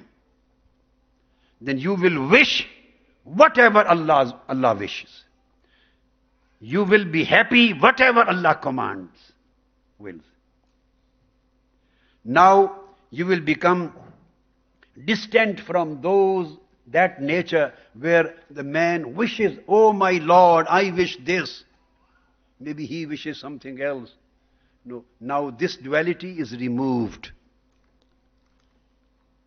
Someone saw Almighty Allah in his dream. And that person used to live in the time of Hazrat Ba Yazid Bistami. He saw Almighty Allah in his dream. And Almighty Allah told him, every single person amongst you asks me about something. Everyone asks me about something except Ba Yazid. He doesn't ask me from me anything except me. Whenever he asks me, from me. Since he loves me, I love him. This is the state where the wish of the man gets assimilated, gets assimilated and annihilated into the wish of Almighty Allah. Where human will gets lost in the will of Almighty Allah. And I told you, you started your migration from the point of Tarkul Aada to migrate from your usual approach to life, to migrate from your habits. And your habits mean the habits of lower selves, the attributes of lower self. You started your traveling, your journey from that point. And now you have reached to a state, in fifth, when irada has become, rather in the fourth stage, where the irada has become your leader, not the aada, not your habit. Your spiritual search has become your leader. My dear sons and daughters, and my dear brothers and sisters, we are being led by habits. What are our habits? Our habits are comprised of, constituted of our lusts, our desires, luxuries, our comforts of this world. Our habits comprise of these things. These are our habits. If anything we feel against our habit, it means against our comfort. This habit is a comfort level, against our comfort level. If anything happens against our wish and our will, we get angry or at least upset. When anything happens against your wish and you neither get angry nor upset, thank Almighty Allah that you are in the circle of the third stage of Nafsul Mutmainnah. If you don't get angry, neither angry nor upset inner self, then you have to thank Almighty Allah. You are on right path. Sometimes you show your anger. Sometimes you don't show, but you feel. Sometimes you get upset. Sometimes you feel discomfort. So you should feel comfortable in any situation in which Almighty Allah is pleased with you. Your comfort should depend in the prayer of Almighty Allah. This should be your comfort level. This is my teaching to you. Bring yourself, upgrade yourself up to that level where your comfort level becomes the prayer of Almighty Allah. If Allah is pleased, you are comfortable. If you get every prayer of this world, and Allah is not pleased with you in that matter, so this is not comfortable for you. So this is where your nafs is not only satisfied, rather pleased. This is the fifth stage, that your self has entered into the circle of that your nafs has become pleasing nafs, pleasing self. You are pleased with Almighty Allah. An-nafsul radiyah. So at this stage you get abstention in your heart. Az-zuhd. Renunciation, abstention from this world. You get freedom from the lusts and loves and desires of the world. I always say these words to my students. Live in this world. Live in this world, but don't let world live into your heart, in your heart. You should live in the world. You should live in world, but the world should not live in you. Get your share of the world. Try hard. Put your efforts in establishing your faith, your spiritual, achieving the spiritual objectives, as well as your worldly objectives, your ranks, your knowledge, your education, your job, everything, your skill. Do everything what is necessary for the success of your life. But don't let all these things of world enter into your heart. Keep your brain, your body attached to this world, fulfilling the duties and commandments of Almighty Allah. And keep attached your inner self with the world of the presence of Almighty Allah, with the prayer of Almighty Allah. So, then you will get abstention, you will get sincerity. This would be the stage of forgetfulness. You will love and obey the commandments of Almighty Allah, and whatever is in disobedience of Allah, you will forget it. So there are two stages of people. Some people have to work hard in order to get rid of disobedience. These are people who are slaves of aada, slaves of habits. And those people who go onto the path of irada, intention and divine search, and they get out of the control and slavery of aada. They get rid of the slavery and captivity of the aada, of the habits. What do? They forget everything which is in disobedience to Almighty Allah. And they commit the acts of worship and acts of obedience of Almighty Allah without any hard work. So this becomes their new habit. The first dress of habit is removed, and new dress of irada is put over them. They live in worship. They live in Allah's prayer. They live with Allah's prayer. They live for Allah's prayer. And somebody asked some Gnostic, Where are you coming from? He said, from Allah. Where are you going to? He said, towards Allah.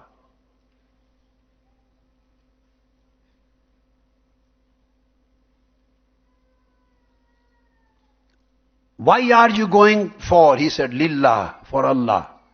For Allah. What are you taking with? He said, Min Allah. Every provision from Almighty Allah. So this is the climax of your trust, that you build into Almighty Allah's blessings. So this becomes the nafs all. So this is the station of raza, rida, of pleasure. Then if you keep on continuing your travel, your journey of migration, then you enter into the sixth circle, and that is an-nafsul mardiyya. This is the stage when Almighty Allah becomes pleased with you. So you become Allah's beloved. At sixth stage, fifth stage, Almighty Allah was your beloved and you were the lover. Now Almighty Allah becomes the lover, and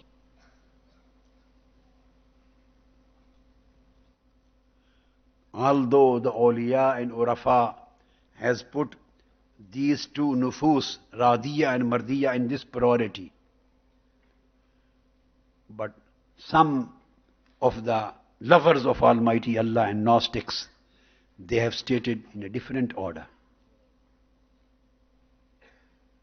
Abdullah bin Mubarak, one of the great awliya and among the first pious generations, he bought a lady, a concubine. In those days they used to buy and sell. Brought to his house. Hazrat Malik bin Dinar. And at night time, when her master went to sleep, she made ablution, sat on the prayer mat, started praying and prostrating and glorifying Almighty Allah and crying and remembering Him and invoking His name. Her master, who became one of the great awliya, he heard her crying. He got up.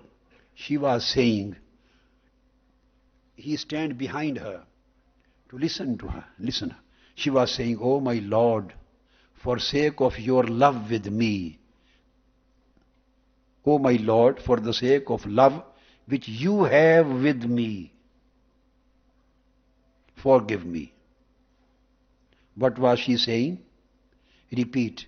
"Oh my Lord, for the sake of the love which you have with me, forgive me, forgive my sins."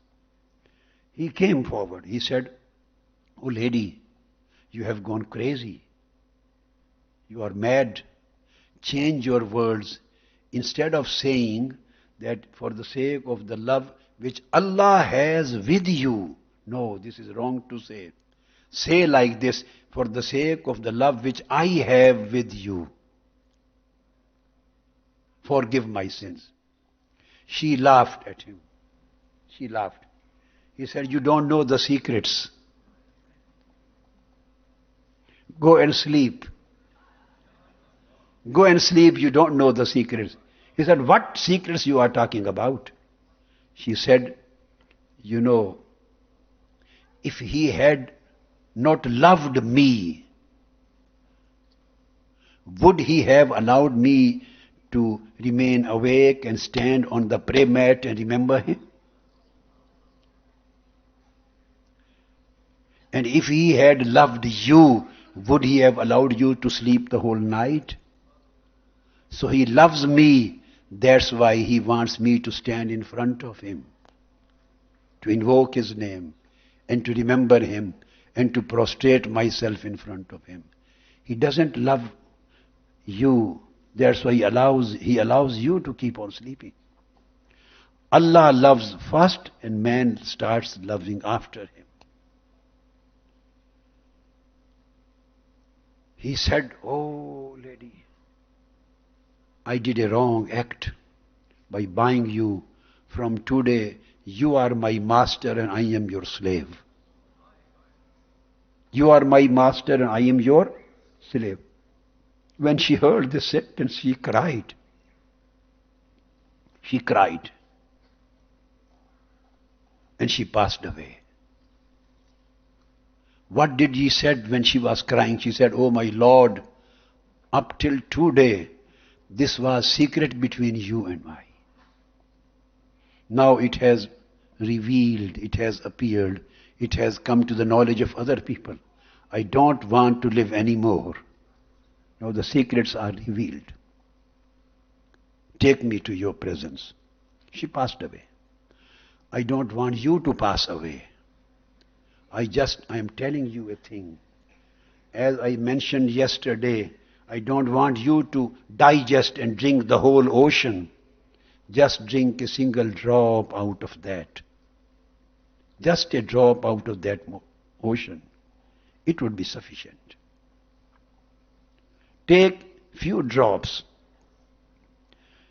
Keep on taking one drop every week or one drop every month. Keep in a bottle. Then take the second drop, drink second drop next month.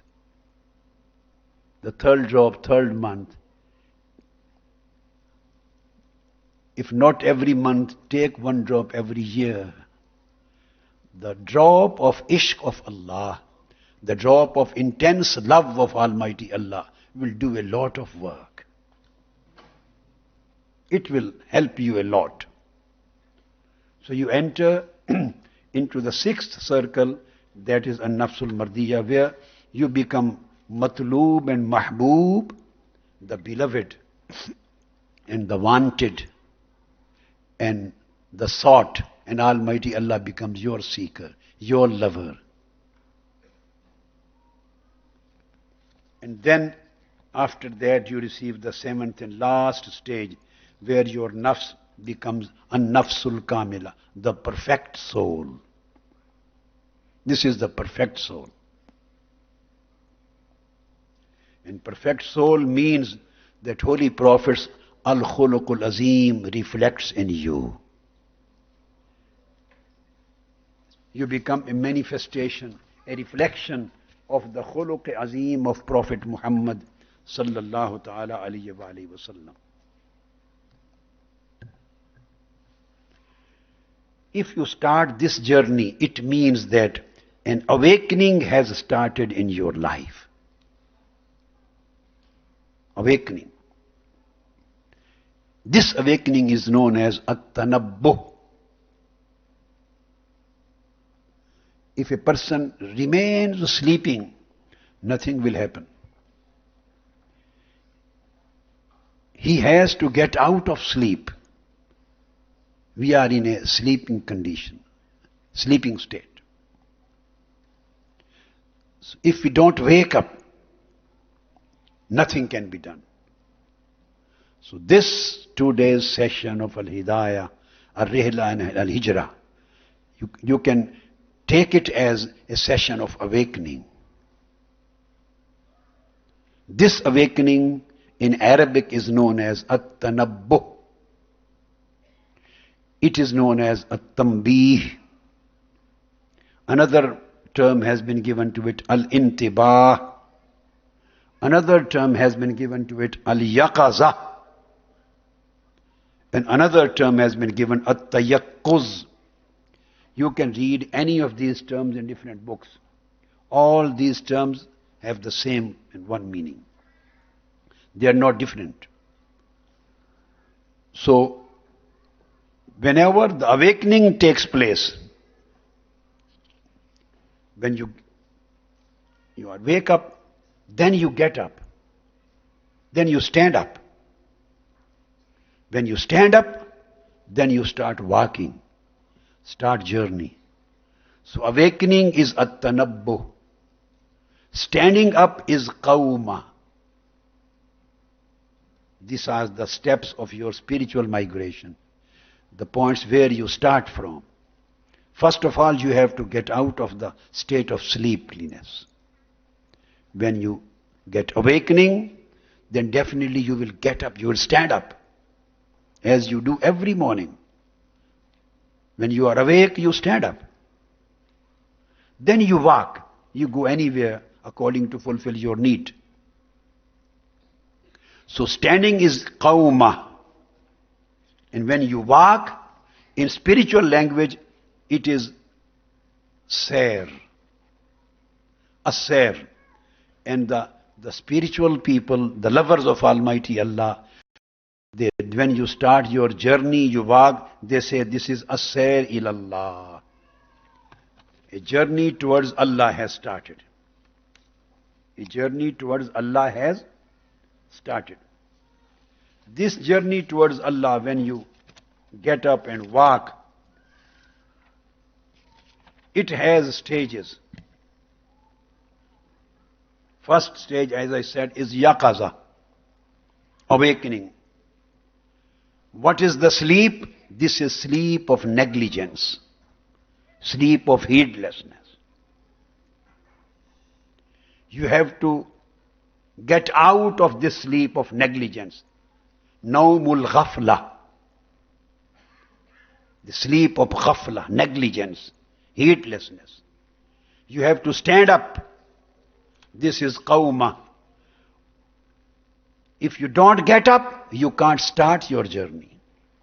You can't start your migration. You can't start your ar-rihla.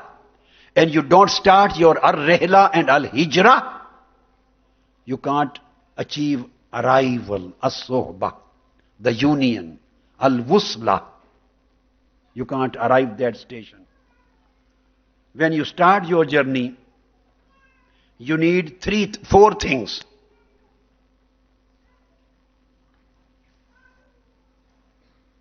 You need four things to have with you during your safar, during your assair, during your journey and traveling towards Allah's closeness. One is al-wuquf al-jinaya wal-ghawaya. Realization of defiance and deviation and sinfulness. You have to contemplate, you have to reflect, you have to try to understand that I have to try to understand that I was sinful. Every single person among you, among us. After awakening, tayakkuz, tanabbuh, when we stand up, the first thing in order to start the journey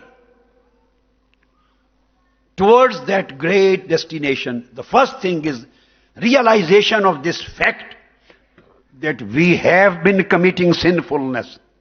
We were ghafil, we were negligent, we were heedless, we were disobeying.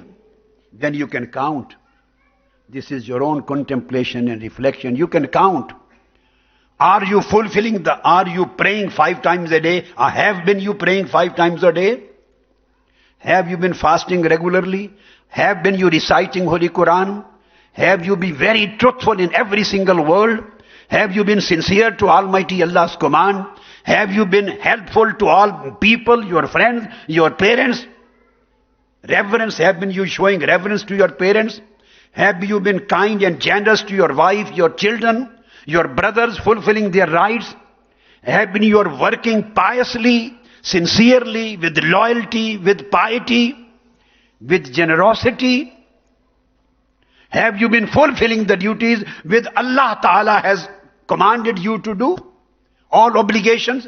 Have you been abstaining from all acts of omissions which Almighty Allah ordered you to abstain from?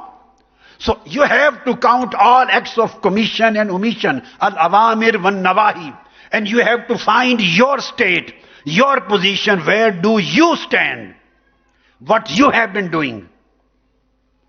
This would be the al-wuqufu al-jinaya wal-ghawaya.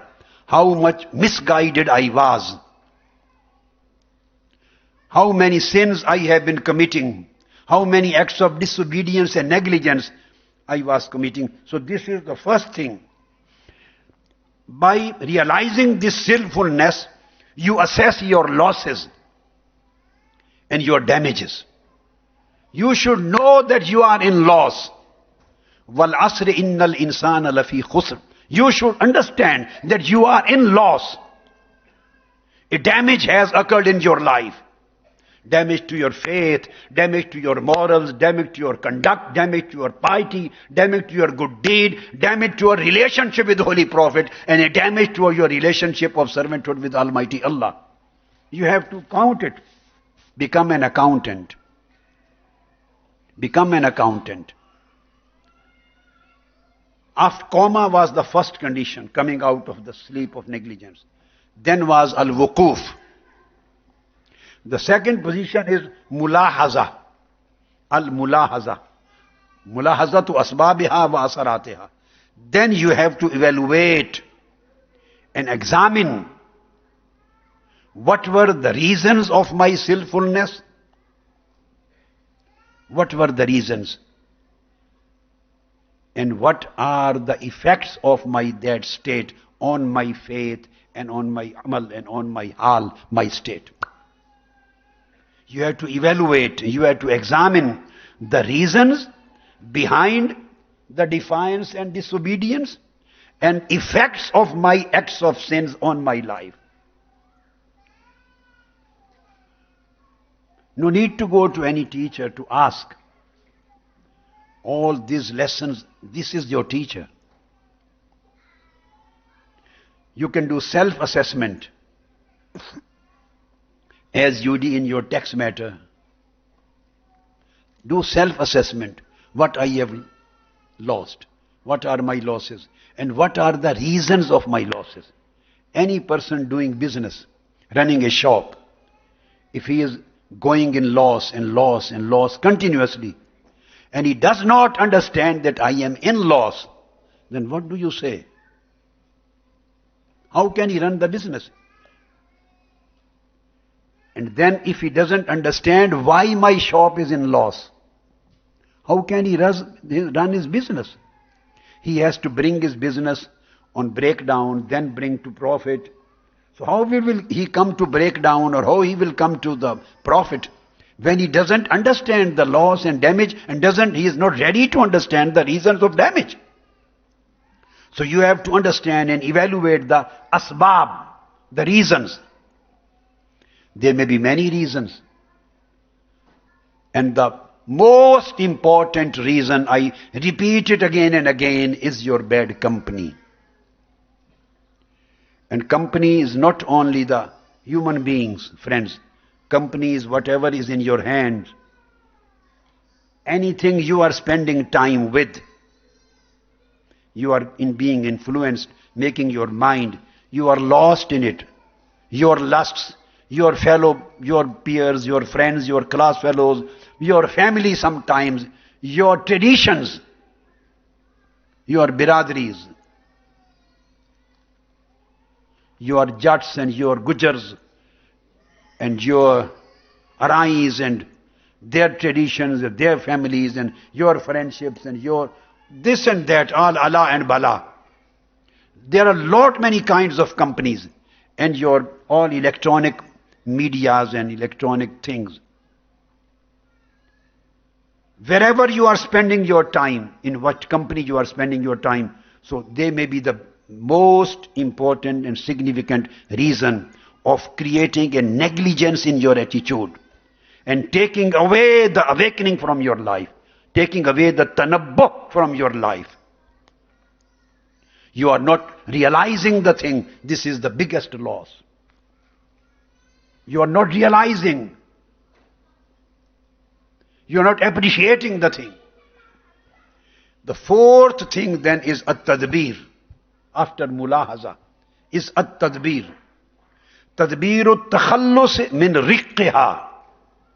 Then you have to do planning for coming out of this situation. Then you plan. When you understand, evaluate the reasons and effects of that state, then you start planning how to come out of it.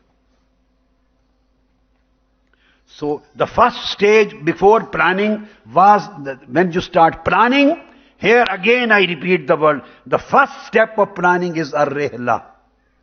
when you have determined and realized and determined the reasons of your losses, then you have to separate yourself from those reasons.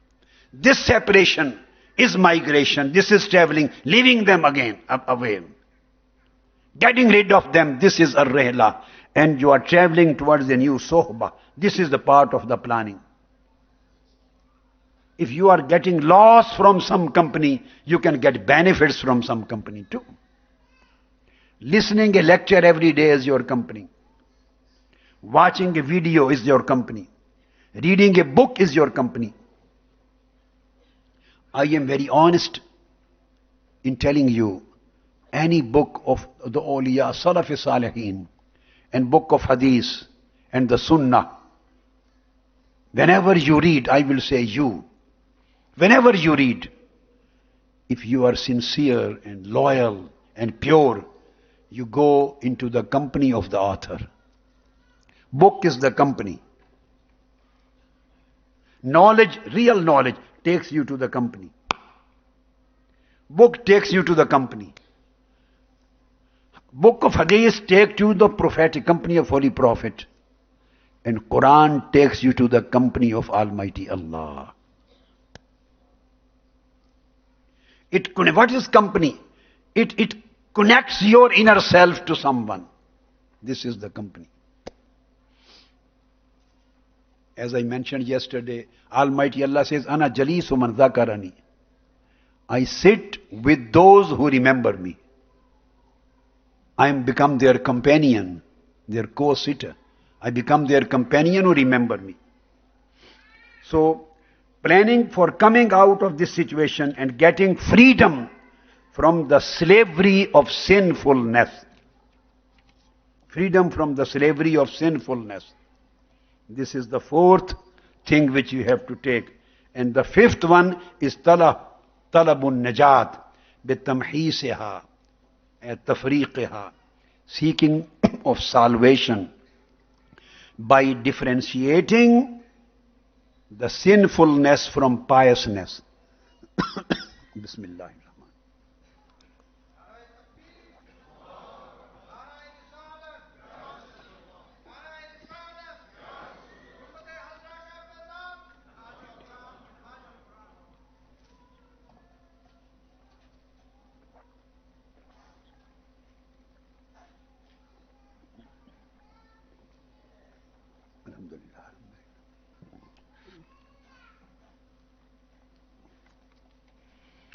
So to get out of that company, which make you slave of your lusts. One another company is the Shisha company. It has become very popular. Youth going to Shisha houses for socializing. Shisha is another satanic company. Anything, my dear sons and sisters, which take you away from your Lord, which weakens your faith and weakens your ghaira, your hamiyya, your commitment to the spiritual morals and spiritual and ethical states, which makes you accommodating, compromising, which creates compromising situation in yourself with other things. You are compromising your faith. You are compromising the purity of your state.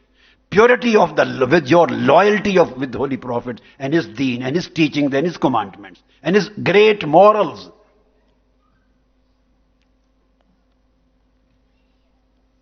So these Al-Hidayah, and our for sisters, we organized in different timings At-Tazkiyah. For Minhaj sisters, like this Al-Hidayah. Then there is exclusively another company for sisters, my daughters, At-Tazkiyah. And it has brought to my knowledge that on 18th of October to 21st of October this year, 2019, 18th of October to 21st of October, again 3 days of Tazkiyah is taking place for the sisters. own sisters only. And Ghazala Baji will spend 3 days with them, coming from Canada. So these are the companies which you get after months and after years. But still you can have this companionship every day in your house. And I would say every moment, whenever you want. You have to plan. This is a part of your tadbir. Seeking salvation is through differentiating the sinfulness from piousness. We don't understand. Are we on the path of piousness or sinfulness? We have so much lost. We don't try to ponder. We don't try to reflect. We don't try to differentiate between two situations. We have to differentiate our acts, our deeds, our tastes, our companies, our friendships, our loves, our priorities, whether they fall into the circle of defiance or obedience. Whether this act will lead me towards Allah's pleasure and paradise, or this act will lead me towards Allah's wrath and the hellfire. And the very important thing, how can we achieve the ability of differentiating between these traits, between these things? We need an ability to differentiate between these things. It needs an ability, a nur. These are hidden characteristics. There are many things which are hidden in our life. Hidden characteristics, hidden attributes, hidden tastes, hidden tendencies, hidden propensities. These are hidden. And sometimes we are so much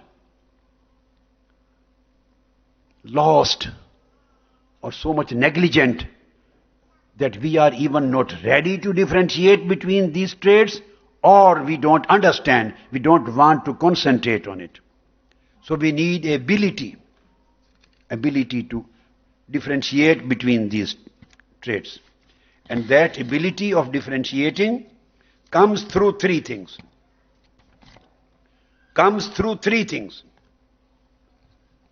One is listening to knowledge. Three things. One is to listening knowledge. And listening the knowledge, فَاسْأَلُوا أَهْلَ الذِّكْرِ إِن كُنْتُمْ لَا تَعْلَمُونَ. The knowledge should be al-ilmu nafi'. Knowledge of those, listening to the knowledge of those people who act according to their knowledge.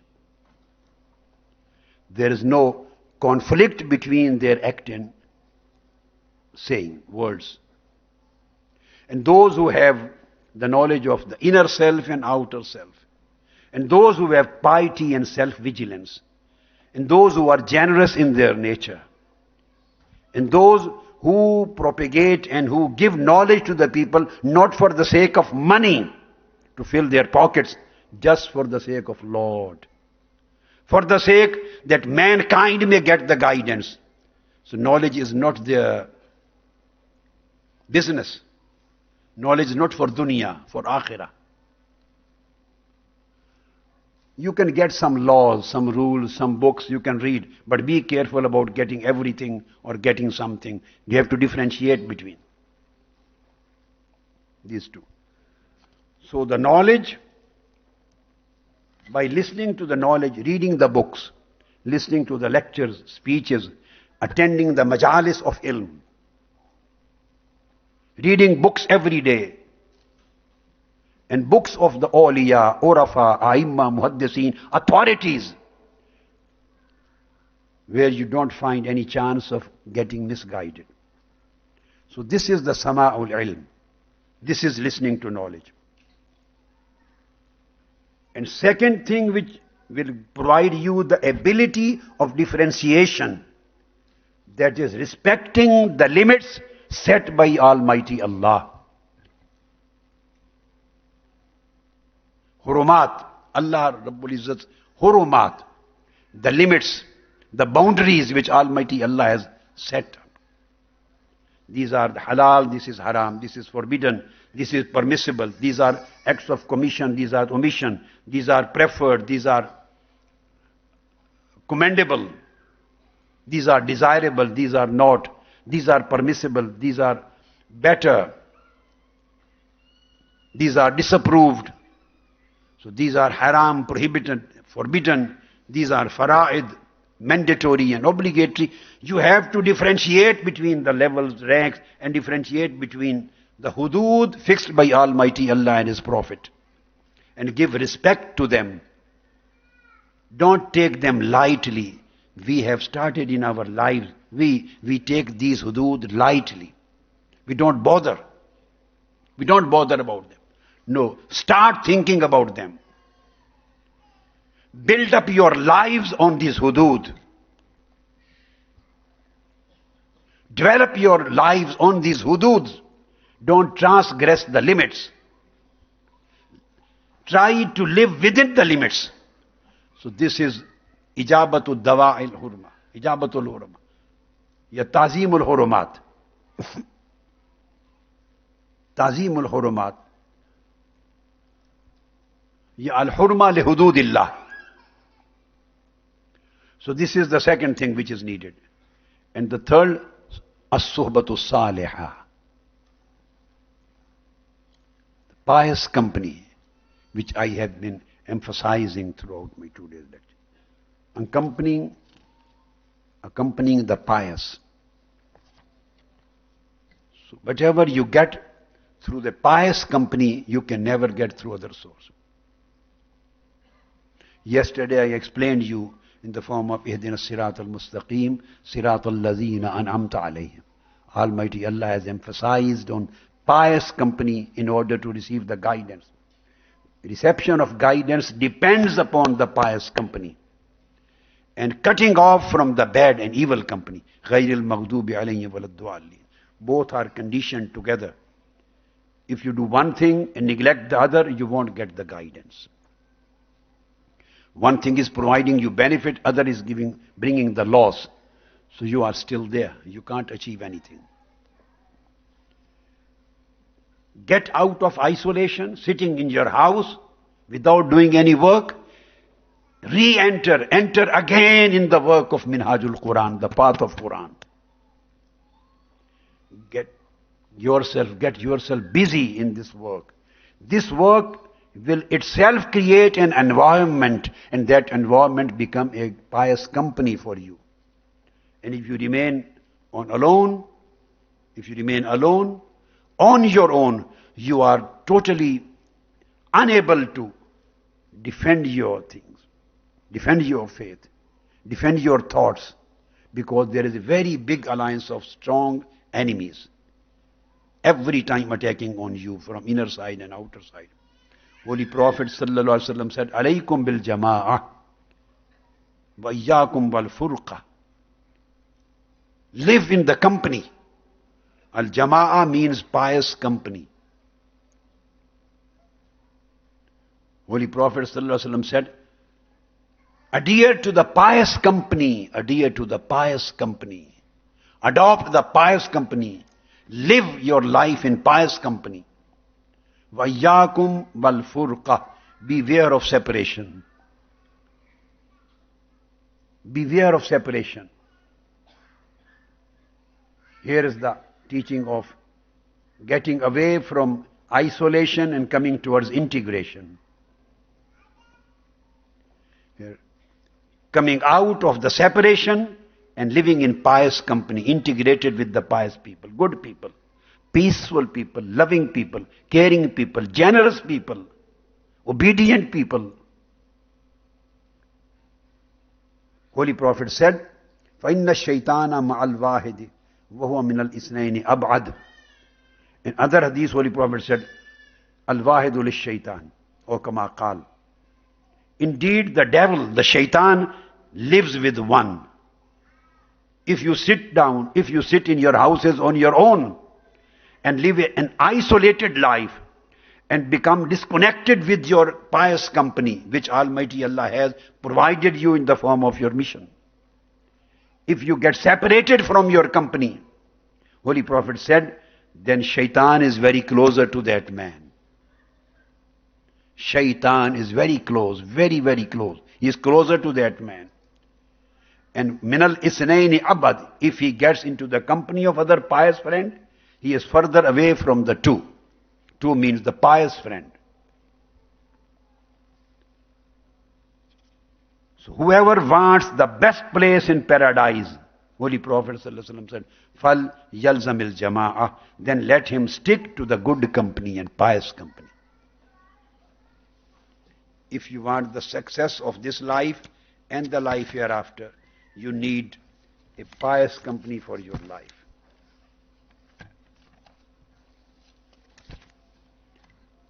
So, we finished this session only on the first couplet of Maulana Room. This was the Sharh interpretation of only first couplet. Bishnu Azne. I had in my mind to at least explain 15 couplets. They were in my files. 15 couplets and verses of Maulana Room's poetry. 15. I brought this material in my files, but I am ending up with only one first couplet, the first verse. And I repeat, Bishnu azne kyun hikayat mi kunad was judai ha shikayat mi kunad.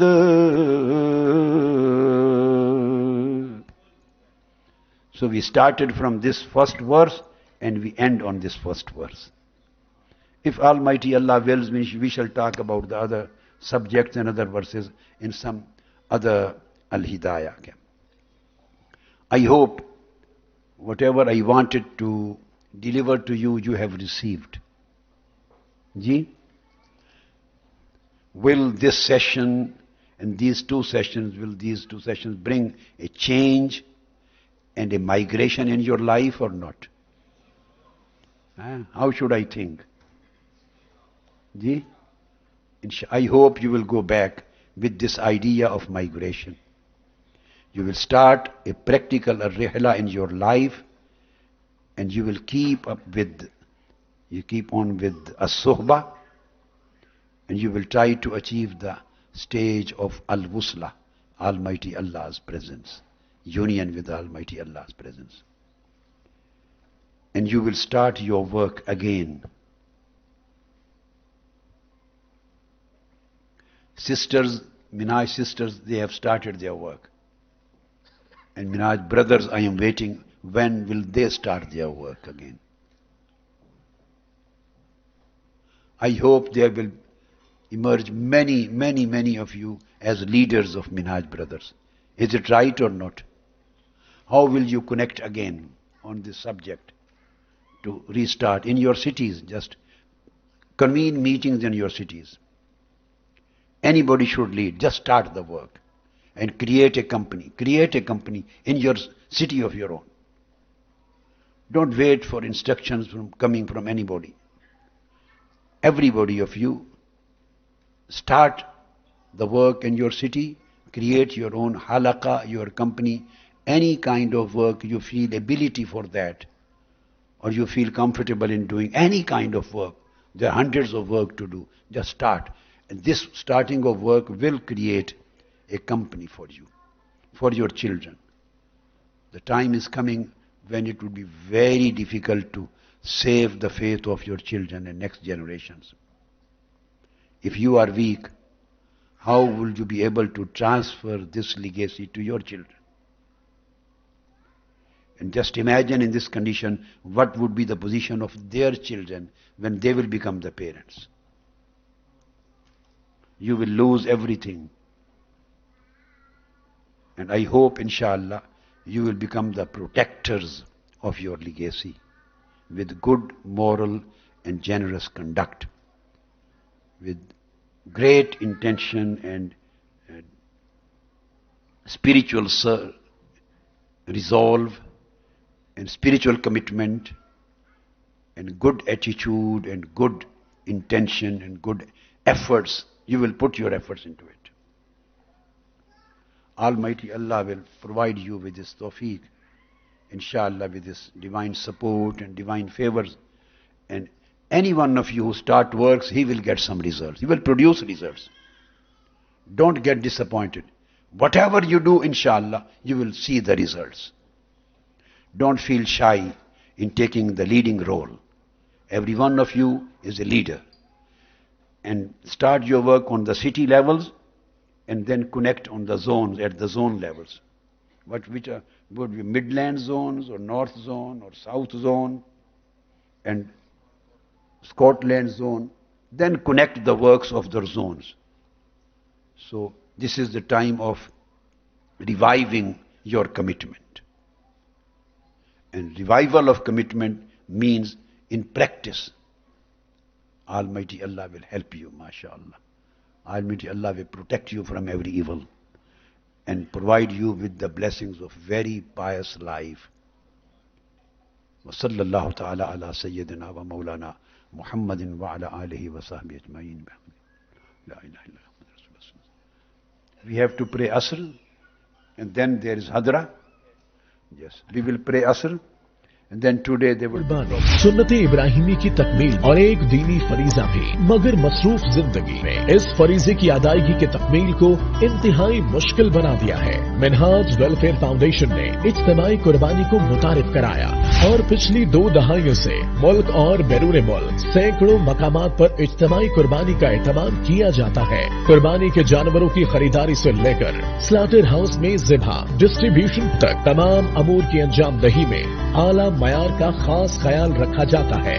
आइए कुर्बानी हमारे साथ कीजिए, क्योंकि हम कुर्बानी करते हैं जदीद स्लाटर हाउस में माहिरीन सेहत और जय्यद उलमा की ज़ेरे निगरानी तमाम शरई तकाज़ों की तकमील के साथ बेहतरीन और मयारी पैकिंग में मुकर्ररा वक्त पर गोश्त की फराहमी, मोबाइल चिलर्स में गोश्त की तरसील।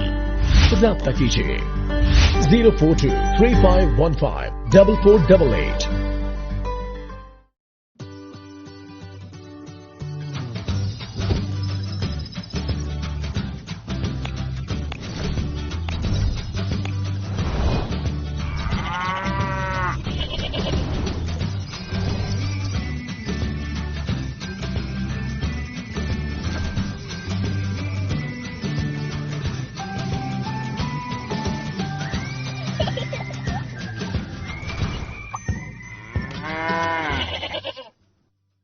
Join the largest annual help feed campaign on the planet, Qurbani. Due to hunger, millions die this Eid. Through Minhaj Welfare Foundation, your Qurbani can save lives. Participate from as little as £40. Or choose as you like. Add an Eid gift for only £30. Donate, sacrifice, feed by choosing your Qurbani through Minhaj Welfare Foundation. Call us now on 0300 3030 777 or visit us on minhajwelfare.org.